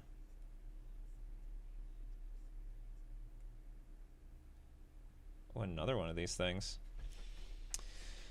So what do I need to happen here in order to win this game?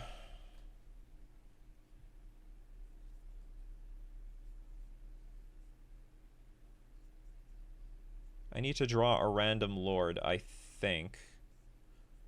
Or... Okay, hold on. This happens. This is going to be a 7/7. Do these fly? I don't think they do.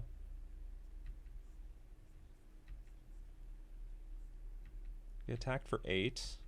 If my opponent draws nothing, I don't know if they should have done that.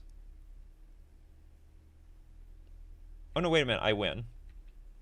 Okay, forget it. Oh, this was... I was overthinking everything. I win. Because I can Otawara this token. They're tapped down. Okay, so it looks like I was making it too complicated on myself. And I'm sure they're wetting themselves because of the fact that I instantaneously bounced their token with my Otawara. Alright, cleanly won against versus Affinity, 2-0. I have nothing to say about this match. I have nothing to say about this. Somehow, I guess because they keep so many 0 drops post board and Engineer Explosives is just so interactive versus the majority of the deck that, you know what, this is not such a bad matchup like we are usually fearing here. You know what, even against Blood Moon, look at that. We still, I mean, mostly because we drew our 1 basic and we had Ether Vial. Otherwise, Blood Moon probably would have screwed us, but also could have screwed them. Also, because they had the island. They drew. I'm assuming they drew the island. Maybe I'm wrong. Maybe they had the island the entire time. All right, that was round 3. Let's move on to round 4. So for round 4, we won the die roll. This hand's a bit hilarious. I think we're going to keep it. So we're basically saying we're going to be on the draw with this hand in some sense. It won't even, if we draw a land, it won't even be that bad, but probably that's not going to happen. I think this hand is too good. It has too many... So I'm going to put it, turn 1, we're going to go Glasspool Mimic Pass, and then, so I'm going to keep this. And then on our following turn, we're going to play Ether Vial, and we have, so it's going to be like we're on the draw. We're just going to give the play to our opponent. Because nothing's going to change, except I guess the only difference is our opponent's on the play with an extra card in hand. Uh-oh, Ugin's Labyrinth, if they go turn 2, oh, it's the red-green version, though. I was about to say, if they go turn 2, what's it called? Karn, this would kill this hand. It would just kill it. Just absolutely kill it. All right. So we have a very, very interactive hand on the draw. Sorry, on the play with this 1 lander. Utopia's Brawl. Our opponent's certainly going off.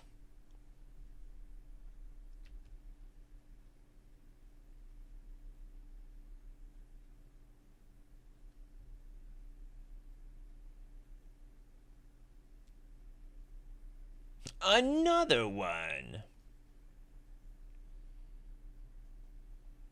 This is where we'd normally be licking our lips with a Tide Shaper or something.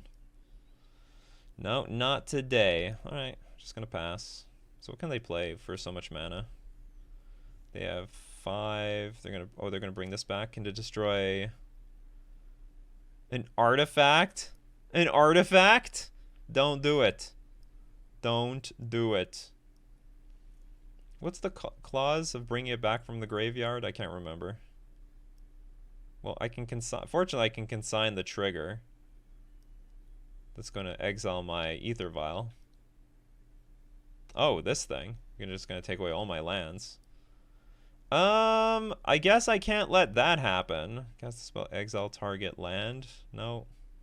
Please stay away from my land, please. If you don't mind.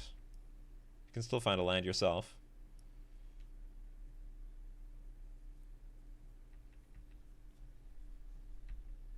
This board looks so pathetic compared to theirs. They have so much. They have so many permanents in play. I have 2 permanents in play. If we get the Vial to 3, we'll probably be fine. But that's a whole turn away. I don't know if we have time for that. We draw a land. I mean, I might as well draw a card here. See what my options are. Glass Pool Mimic. I think we're going to put that into play tapped.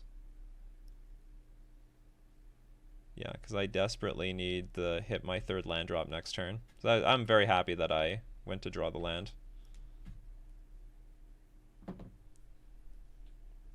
What does that Breaker card do?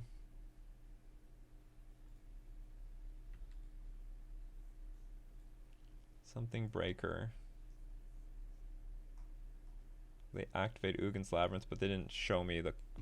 Magic Online doesn't show me the card. I mean, I know the card. More or less. Oh! They found a Kozilek's Return off of this commercial district. And now everything is... And also everything is triggering. Okay, so you're going to go find something here. I'm going to lose my board. They found some 6/6 emerge creature. When you cast the spell, you may exile your hand. If you do, draw 3 cards flying. Each creature spell you cast has emerge. That's fantastic. Not.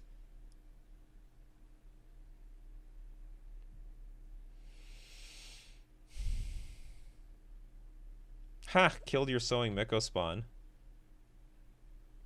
How's that? How's it feel?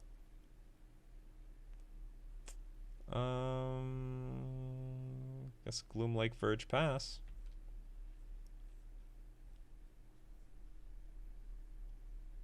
Somewhere in the future, we can like Tishana's Tidebinder this thing.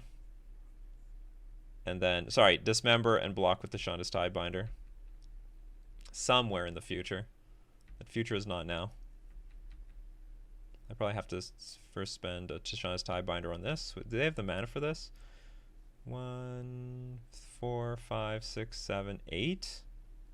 So they didn't have the mana.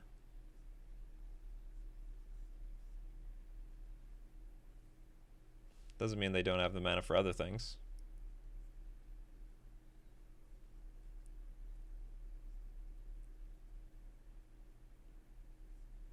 I smell a Kozilek's Command. The old pass with a bunch of mana up. I've seen that play a million times.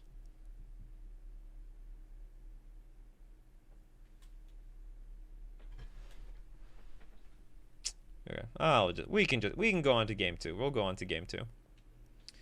So interestingly enough, this deck is getting really unpopular really fast. The Eldrazi Tron version is super, super popular.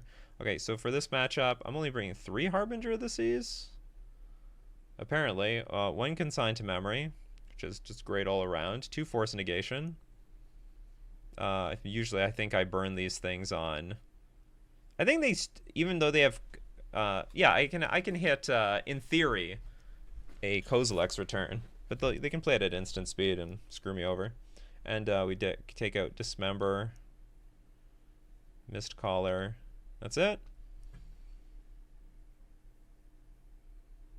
Can I squeeze this 3rd one in here? Probably. Maybe we want this a little bit more than we want Hexcatcher. I know this card's like a lot weaker in this this matchup. They got a lot of mana rocks. Between the mana rocks, their forest that they can put Utopia Sprawl on, this is not nearly as strong. It's not nearly as strong, and maybe that's why I want it. Maybe that's why I have Hexcatcher over it. Okay, I'm gonna trust the sideboard guide. We have to trust the sideboard guide. Hexcatcher might, in theory, protect us versus a Kozilek's Return. In theory.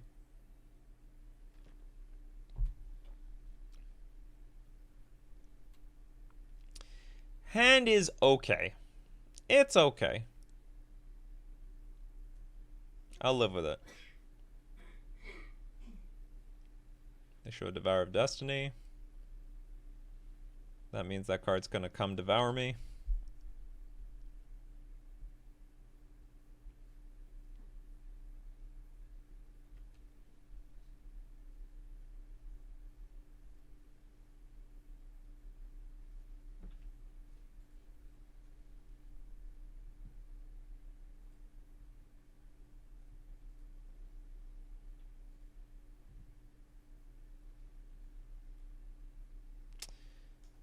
Utopia Sprawl.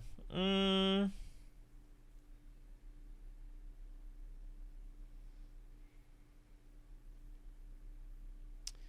think it is in my interest to slow my opponent down at all costs. I'll continue with the Lord, and hopefully if we draw another land, we play Glasspool Mimic, and then just Lord them out. Okay, that works out perfectly.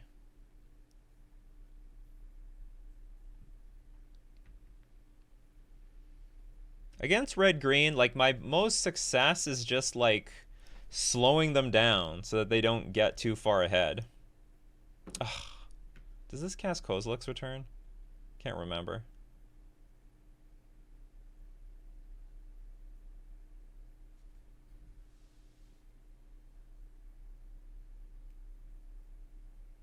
I think it does.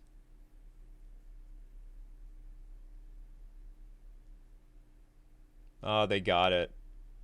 They got it. So, I guess they're trying to figure out, do I play around Force Negation? Oh, maybe it's, oh, it's just Kozilek's Command. Okay. That is, still not thrilled about that.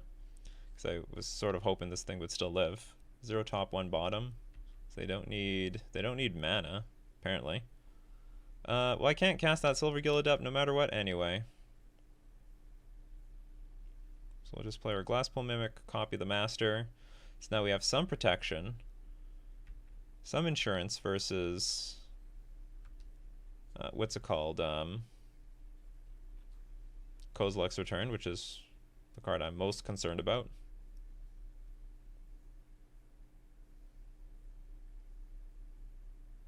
They seem to be curving out anyway, no matter what.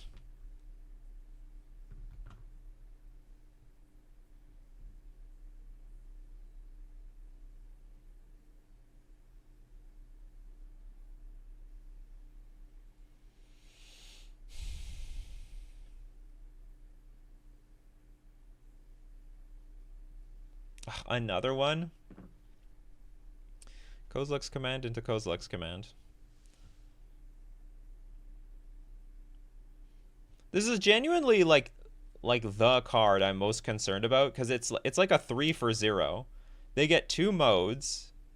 Well, I guess maybe they don't get 2 modes. Okay, like I almost look at scrying then drawing like 2 different modes. So they like put 2 on top and 1 on the bottom. So they like what they're drawing soon. It slows the opponent down by... Whoa!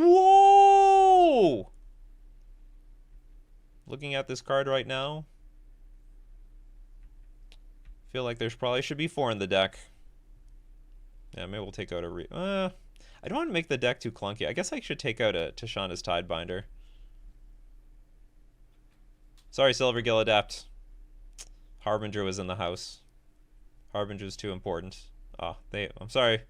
Sorry, everyone. Oh, what's going on here? At first I thought my opponent was going to play Dismember, but now they're tapping more mana. Trinisphere, that's late.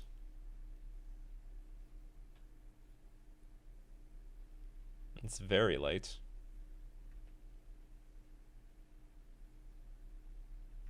We virtually drew a creature because... Oh, no, we didn't. I was like, we drew a Mutavault. Can attack with it next turn. No, you can't. Okay, we need to get our opponent down to 3 life, because at that point, then they can't play Dismember anymore. Okay, they're not even going to waste their time. Okay, let's take out Tishana's Tidebinder. We'll bring in the Harbinger of the Seas. Why the hell do I have Stern Scolding post-board? There has to be a good reason for it. Do they have Fleshraker? I don't think so. Is this a mistake? They have to have something to kill, something to counter. Why do I have this thing in here? Why am I doing this to myself? What can I counter with Stern Scolding in this matchup? I'm just going to quickly look at the deck lists. Eldrazi ramp. What do you have? Oh, Writhing Chrysalis thingy-mabobber. That is very dangerous. But that's the only thing I can counter. So I suppose that was just... But I think I would rather have Dismember. Dismember can kill Sowing Mycospawn, the Chrysalis thing, and in theory a lot of other cards. Is there anything in the sideboard? Maybe it depends on the matchup. Anyway, I don't like this. I don't like the Stern Scolding. Taking out Stern Scolding. We'll bring into some Dismembers. Maybe I can take out one Dismember. Bring a... Okay, no, I'm gonna... Okay. If they have that Writhing Chrysalis thing, that's so annoying. But if they're on the play, I think this definitely would be a lot better. Okay, and we'll submit.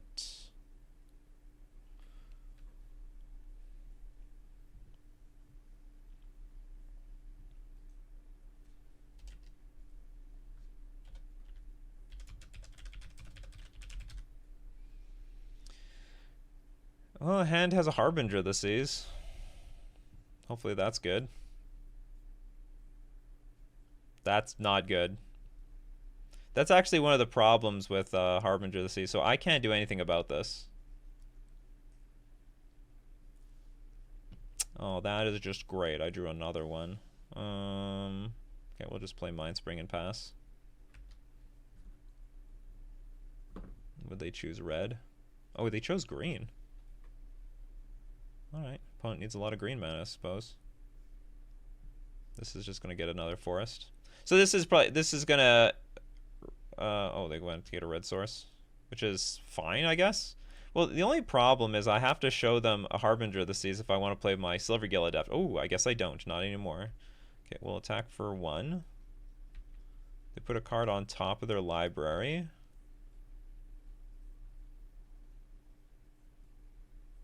Okay, show Tishana's Tidebinder.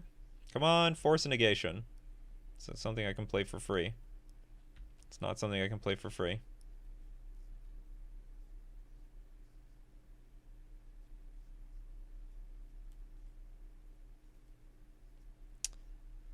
That is awful. That is awful. So they have spawn tokens. Whenever you cast the spell... I drew a consign to memory. Okay, hold on. What's the clause on this thing? When you cast the spell, create 2, 0, whatever. Whenever you sacrifice another Eldrazi, put a +1/+1 counter on this creature and you have reach. Okay, I am going to... We're going to play a little patiently. We can play Tishana. I don't want to tap out for Harbinger of the Seas, and they're going to crack these two things, and then I'll use a command on my Harbinger of the Seas. That would be terrible. So we're just going to do nothing. We can play Tishana's Tidebinder. We can play Consign to Memory. We have options.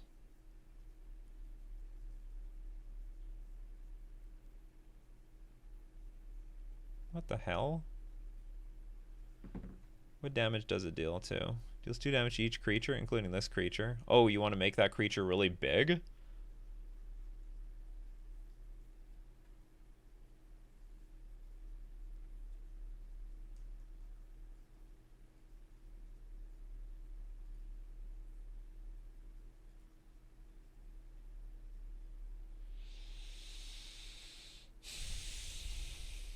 Okay. I think I'm going to consign the Kozilek's Return.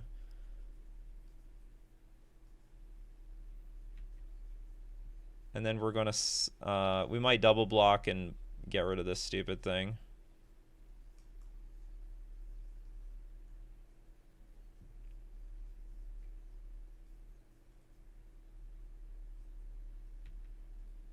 There's a lot of fetch lands in the... There's a lot of fetch lands in this deck.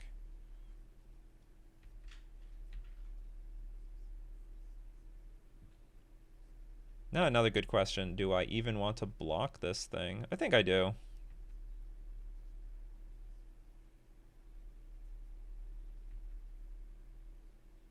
And then we can activate this, kill it off.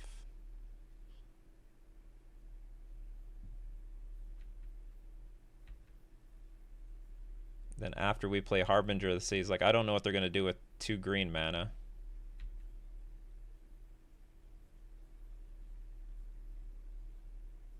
Except hope that they don't have Dismember in hand, I suppose. So we'll play this, play our another Mind Spring Merfolk, and pass. Okay, no Dismember. Not yet, at least. They do have a lot of mana, though. Oh, okay, they have 1 colorless source. Oh, they have a red source. That's bad.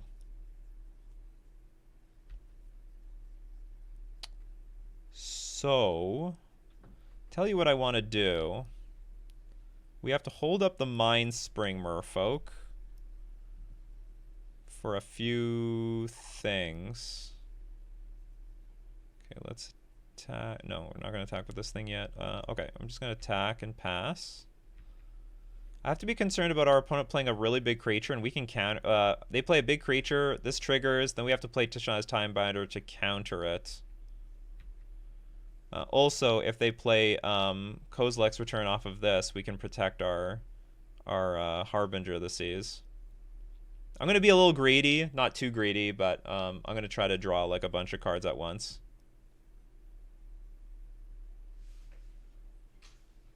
Okay, what is this going to do?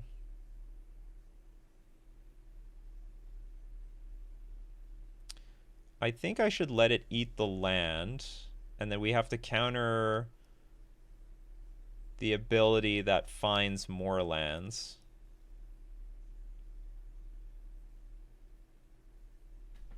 Or do I still hold up to Tishana's Tidebinder? I don't want our opponent to get to double colorless. Double colorless is really dangerous. It's like super ultra duper dangerous.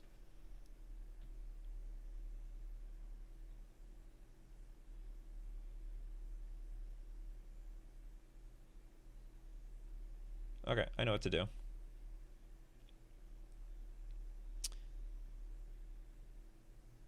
We are going to be aggro now. We're going to be super aggro.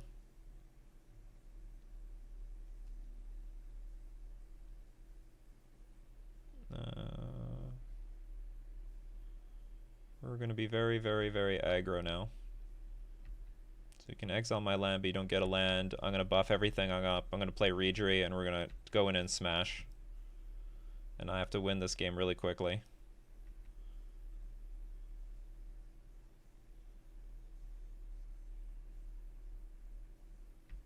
It's okay. So this thing can survive under normal circumstances. Play this and attack.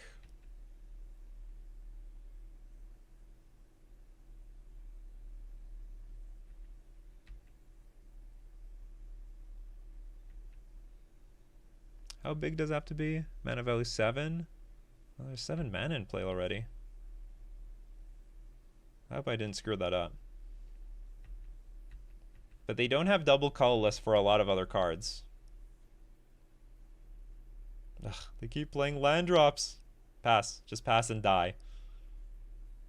Oh, this thing. Okay, I can live with that. There's no more cards left in your hand. But you can buff this thing up. Oh, but I can tap it down. With our Harbinger. Oh, I can also... What can I do here? Attack with everything. I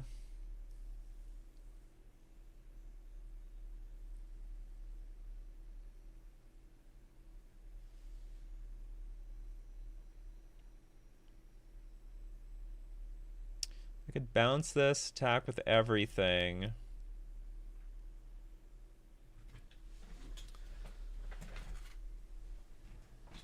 What do I want to do?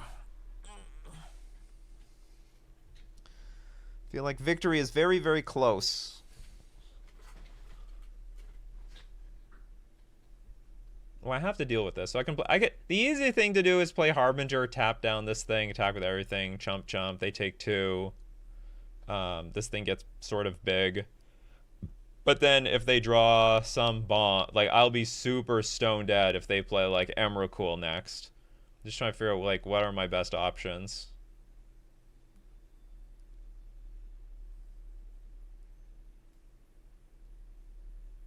I could also just attack with 1 creature. Okay, attack with this.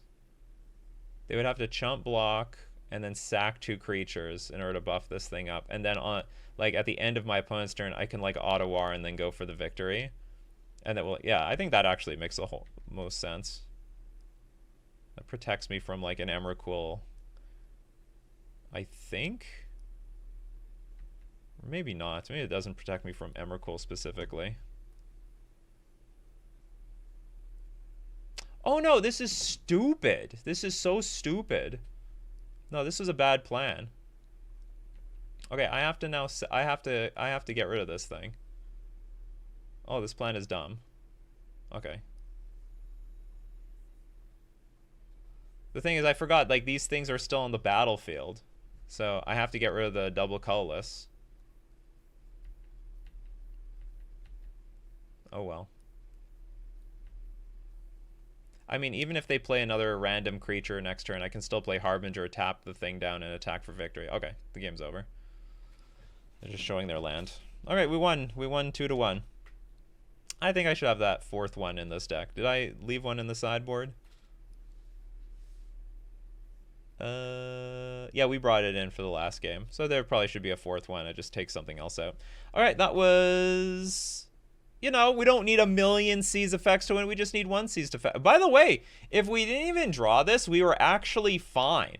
Like, they emptied their hand. Like, we saw everything in this game.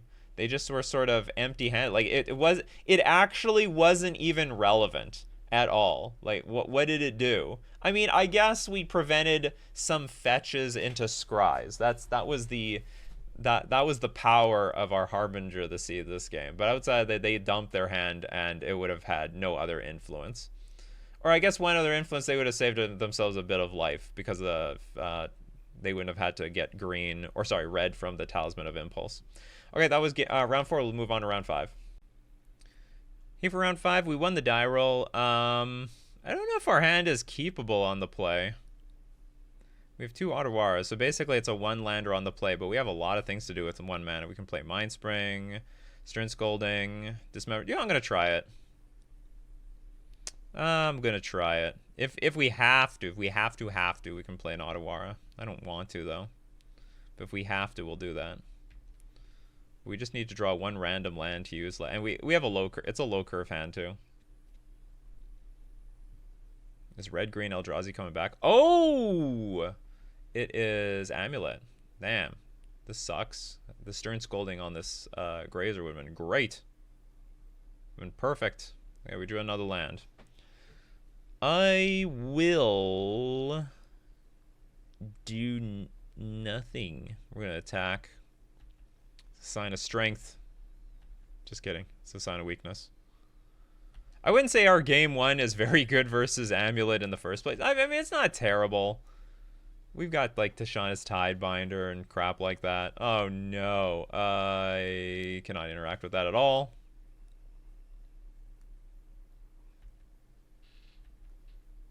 Yeah, you got a forest. You're gonna have 2 Amulets soon.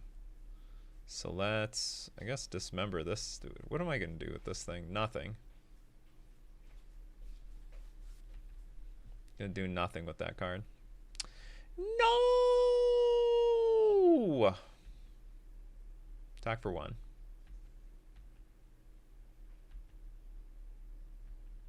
The best we can do is Flood Pits the Titan, I suppose.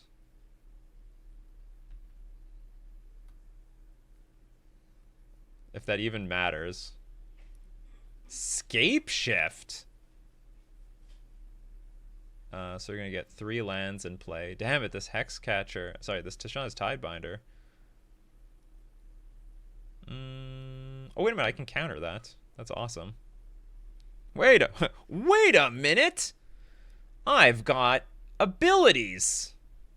I have a counter. It's just that I never use Hexcatcher versus Amulet. It just never really comes up. Land, please. That wasn't a land, deck. That wasn't a land. Oh, but you know what? We can play that. And then we can play the Ottawara. I want to keep this one. It's a good one. It's better. It's not bad. What did that mean when they scape shifted? What did that mean? What was that a sign of? I am not playing this Flood Pits. I mean, okay, what are my options here? To put a clock on the battlefield or not put a clock on the battlefield? With 2 amulets, how much of a chance do I have? Not a good chance. Okay, let's put the Flood Pits on the battlefield. I'll just throw it out there.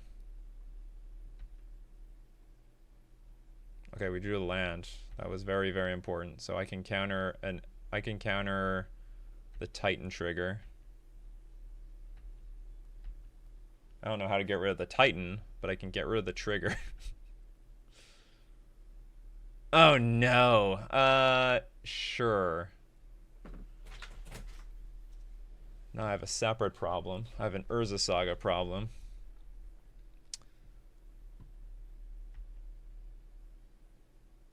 Everything's coming up really awkwardly.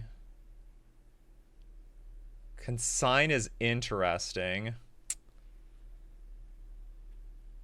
Now I have an answer to the Titan if a Titan happens.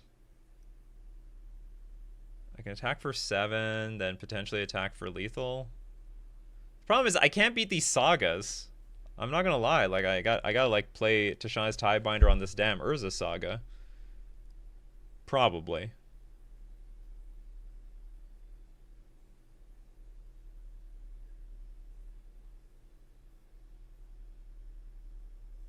Or can I beat these sagas? Maybe I can.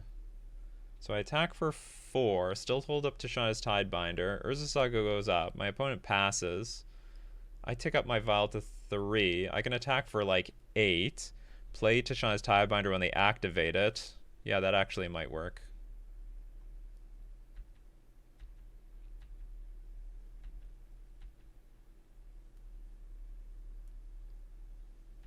So the plan is they're probably gonna, if they don't play Titan this turn, they're gonna pass.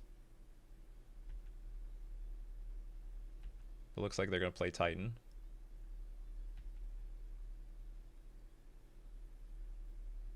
Do they have anything else to do this turn? Oh yeah, they have that Otawara for something. Okay, so that enters the battlefield. We're gonna counter that because we have to, or we die miserably. Okay, they've got a few they have a few activations with the Urza Saga. What do I do here? Okay, I have to tick this thing up to 3 now. Mist Caller, not particularly useful at all.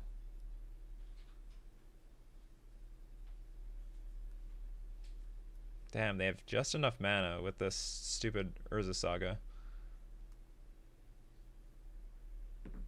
I guess we just have to go, we have to plan to go wide if we're allowed to go wide.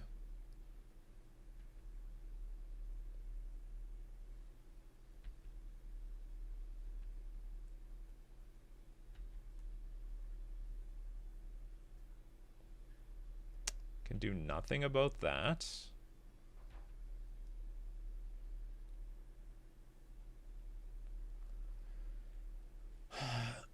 I think we have to counter this.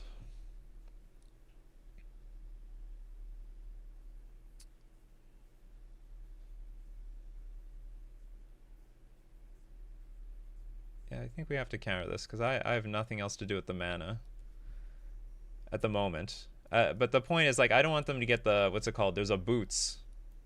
Lava Claw boots or something? What does this do? Copy target, instant or sorcery you control. You may choose new targets. Sack the land, create a token that's a copy of target creature you control. Oh, am I dead? Oh, but you don't have colorless mana.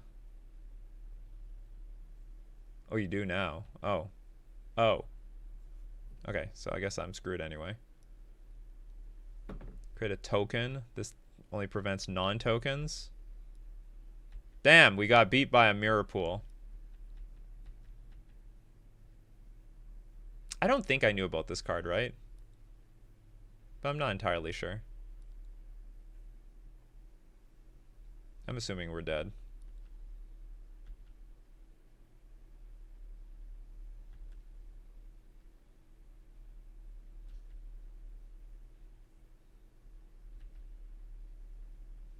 So if I held up the consign, I can only stop this for one turn, and then we would have to somehow magically win next turn. But I don't think I had any option like that here in this game. Pretty happy with how this game actually played out for the most part.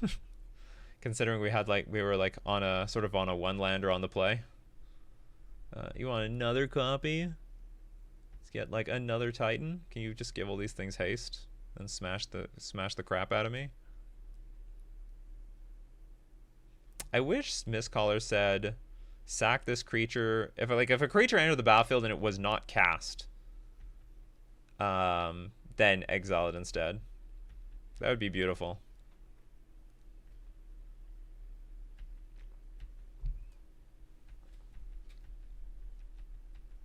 Now, if there's one matchup I think my new version of the deck is certainly weaker to, it's Amulet Titan, but I'm still optimistic overall. Okay, we're going to Summer's Pack for something else now. Aftermath Analyst. My opponent's just trying to show me that we're dead. That's okay. And unfortunately, I can't counter the Aftermath Analyst because I don't have blue mana up anymore. Mutavault, screw me. Okay, we can go on. Now what do I do?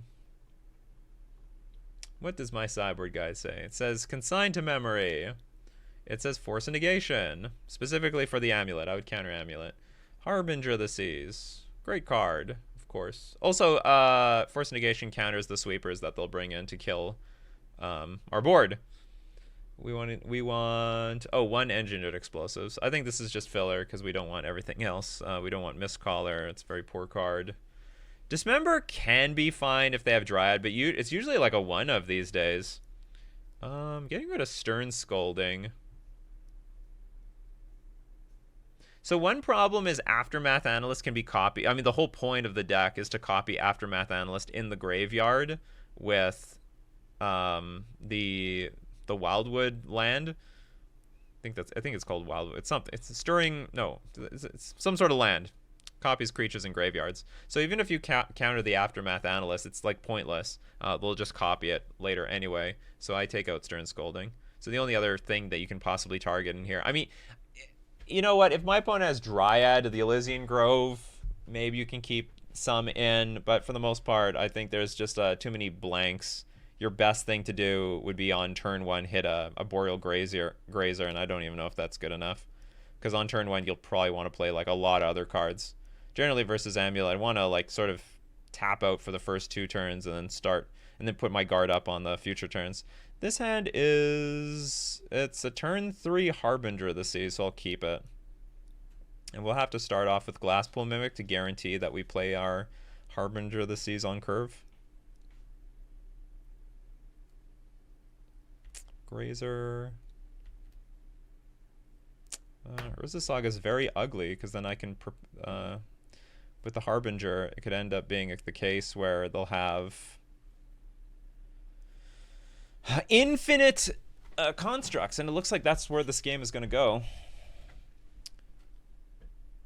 What do I want to do here?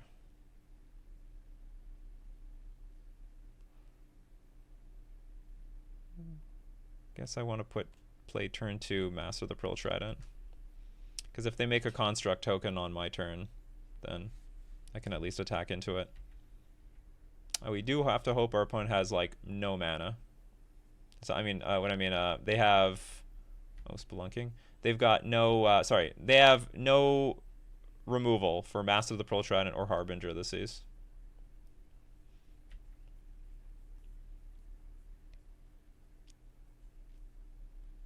We did end up curving out.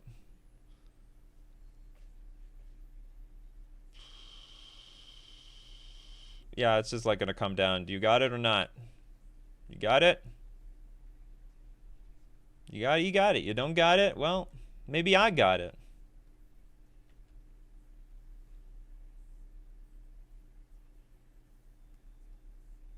Well, they're not taking their turn, so I guess they got it. No. Alright, well. We play the Harbinger. Hope to win. We don't win!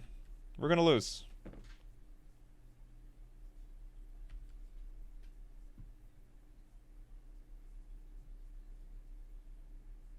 That's a very good card versus us too. Oh, they're going to do it the old-fashioned fair way.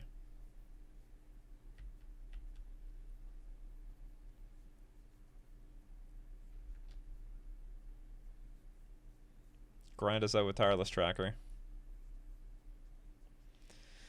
Okay, I mean, okay, so it's not the end of the world. But I mean, certainly the game is not really in our favor. Just empty our hand and pass. And then we'll play Flood Pits on the most appropriate turn. It's gonna like copy thing. Shifting Woodland. I can never remember. It's the name, the first and second part of this name is so damn similar to a whole bunch of other lands. So I can never remember what this stupid thing is called. They got a Primeval Titan. It's gonna come into play.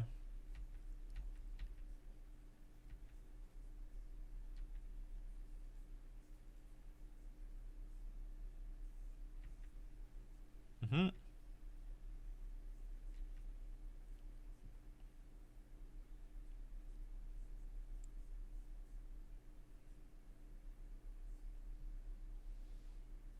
Uh-oh. Valakut.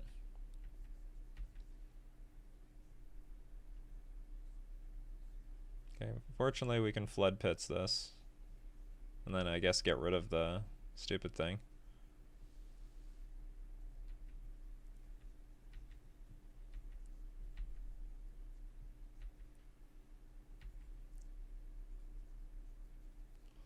Ooh, we got a Hex Catcher. So I can attack with a lot of stuff.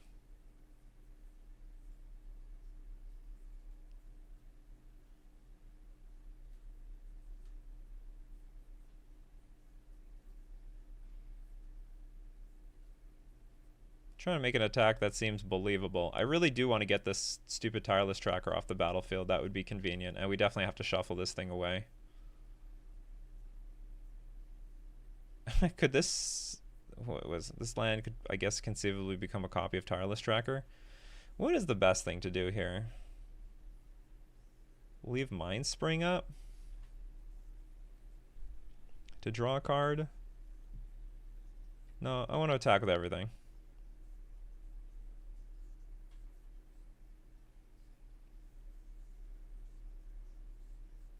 Or maybe I don't. Maybe I do want to leave Mind Spring up to draw a card.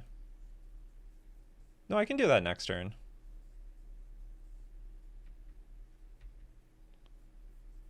If they block Flood Pits, we're definitely going to throw it at the... yeah.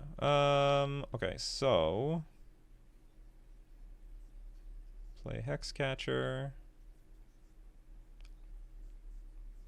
Or maybe I should have attacked with the Massive Pearl Trident too. Shuffle this stupid thing away.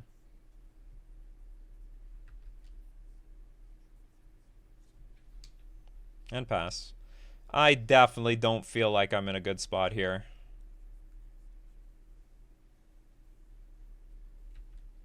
I mean, our opponent has so many resources on the battlefield.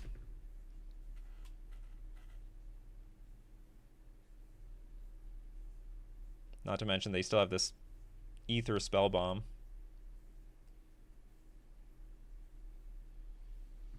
The good news is we didn't have to kill the Titan, because if we killed the Titan, the Shifting Woodland becomes a Titan.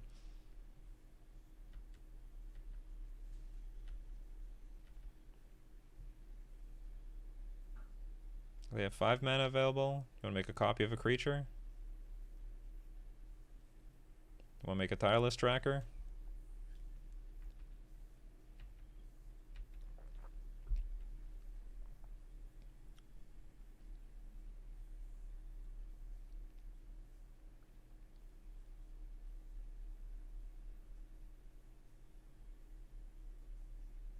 Careful how you tap out, Andy. Careful how you tap out. I got a big board. Oh, you do want to bounce something back to hand. Okay. Boreal Grazer. Comes down. Got more manas. Never have enough mana. So I guess that's going to produce... You can crack 2 more cards, draw 2 cards. It's impressive. You get beat down by this damn Tireless Tracker.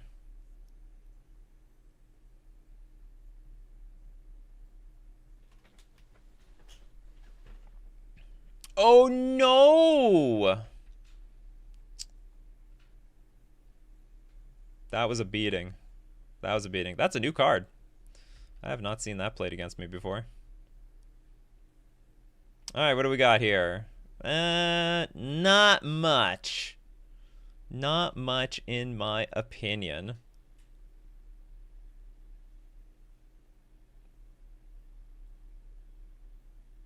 trying to think, like, what kind of feeble thing, what kind of feeble way can I play this game on? Okay, I guess I'm gonna attack. They know exactly what's in my hand for the most part.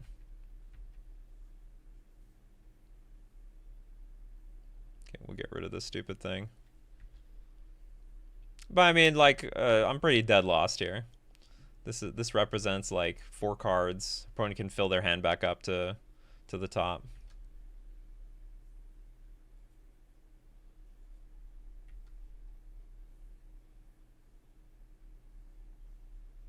Defense grid. Defend yourself.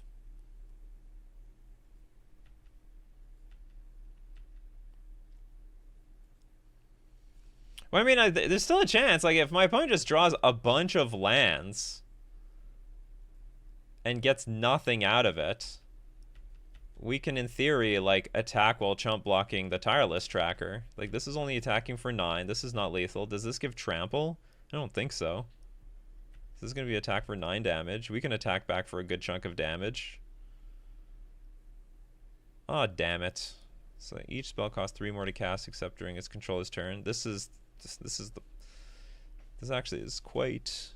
It's annoying. I'll just say that. It's just annoying. But I have to play it. And I guess...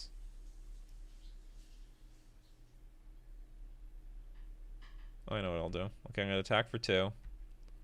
And then I will cast this on my turn to untap this thing, maximize my blockers if necessary. We can make 1 chump block. We can make a glorious chump block. Is there anything in the graveyard you could copy? I guess you can copy the Arboreal Grazer. Oh, I'm just dead. Alright. That makes it easy. Alright, good games. Alright, we got 2-3. I have been slain. I've been quite humbled today. Outside of the Amulet matchup, I think all the other matchups were really close. Like, I probably could have even won that Eldrazi Tron matchup if I didn't tap out when I had Tashanda's Tidebinder up. And the Rhiannon matchup was really, really, really razor close. I do think the Amulet matchup's gonna... It shouldn't be terrible. Like, for example, there's still going to be games you play Harbinger of the Seas and they just don't have any answer and then they lose. They do have a lot of answers, though, because everyone plays Harbinger of the Seas these days. Everybody. Like, basically, almost every deck that plays blue, including some Affinity decks. Or they play Blood Moon. So anyway, they need to be prepared for those sort of effects.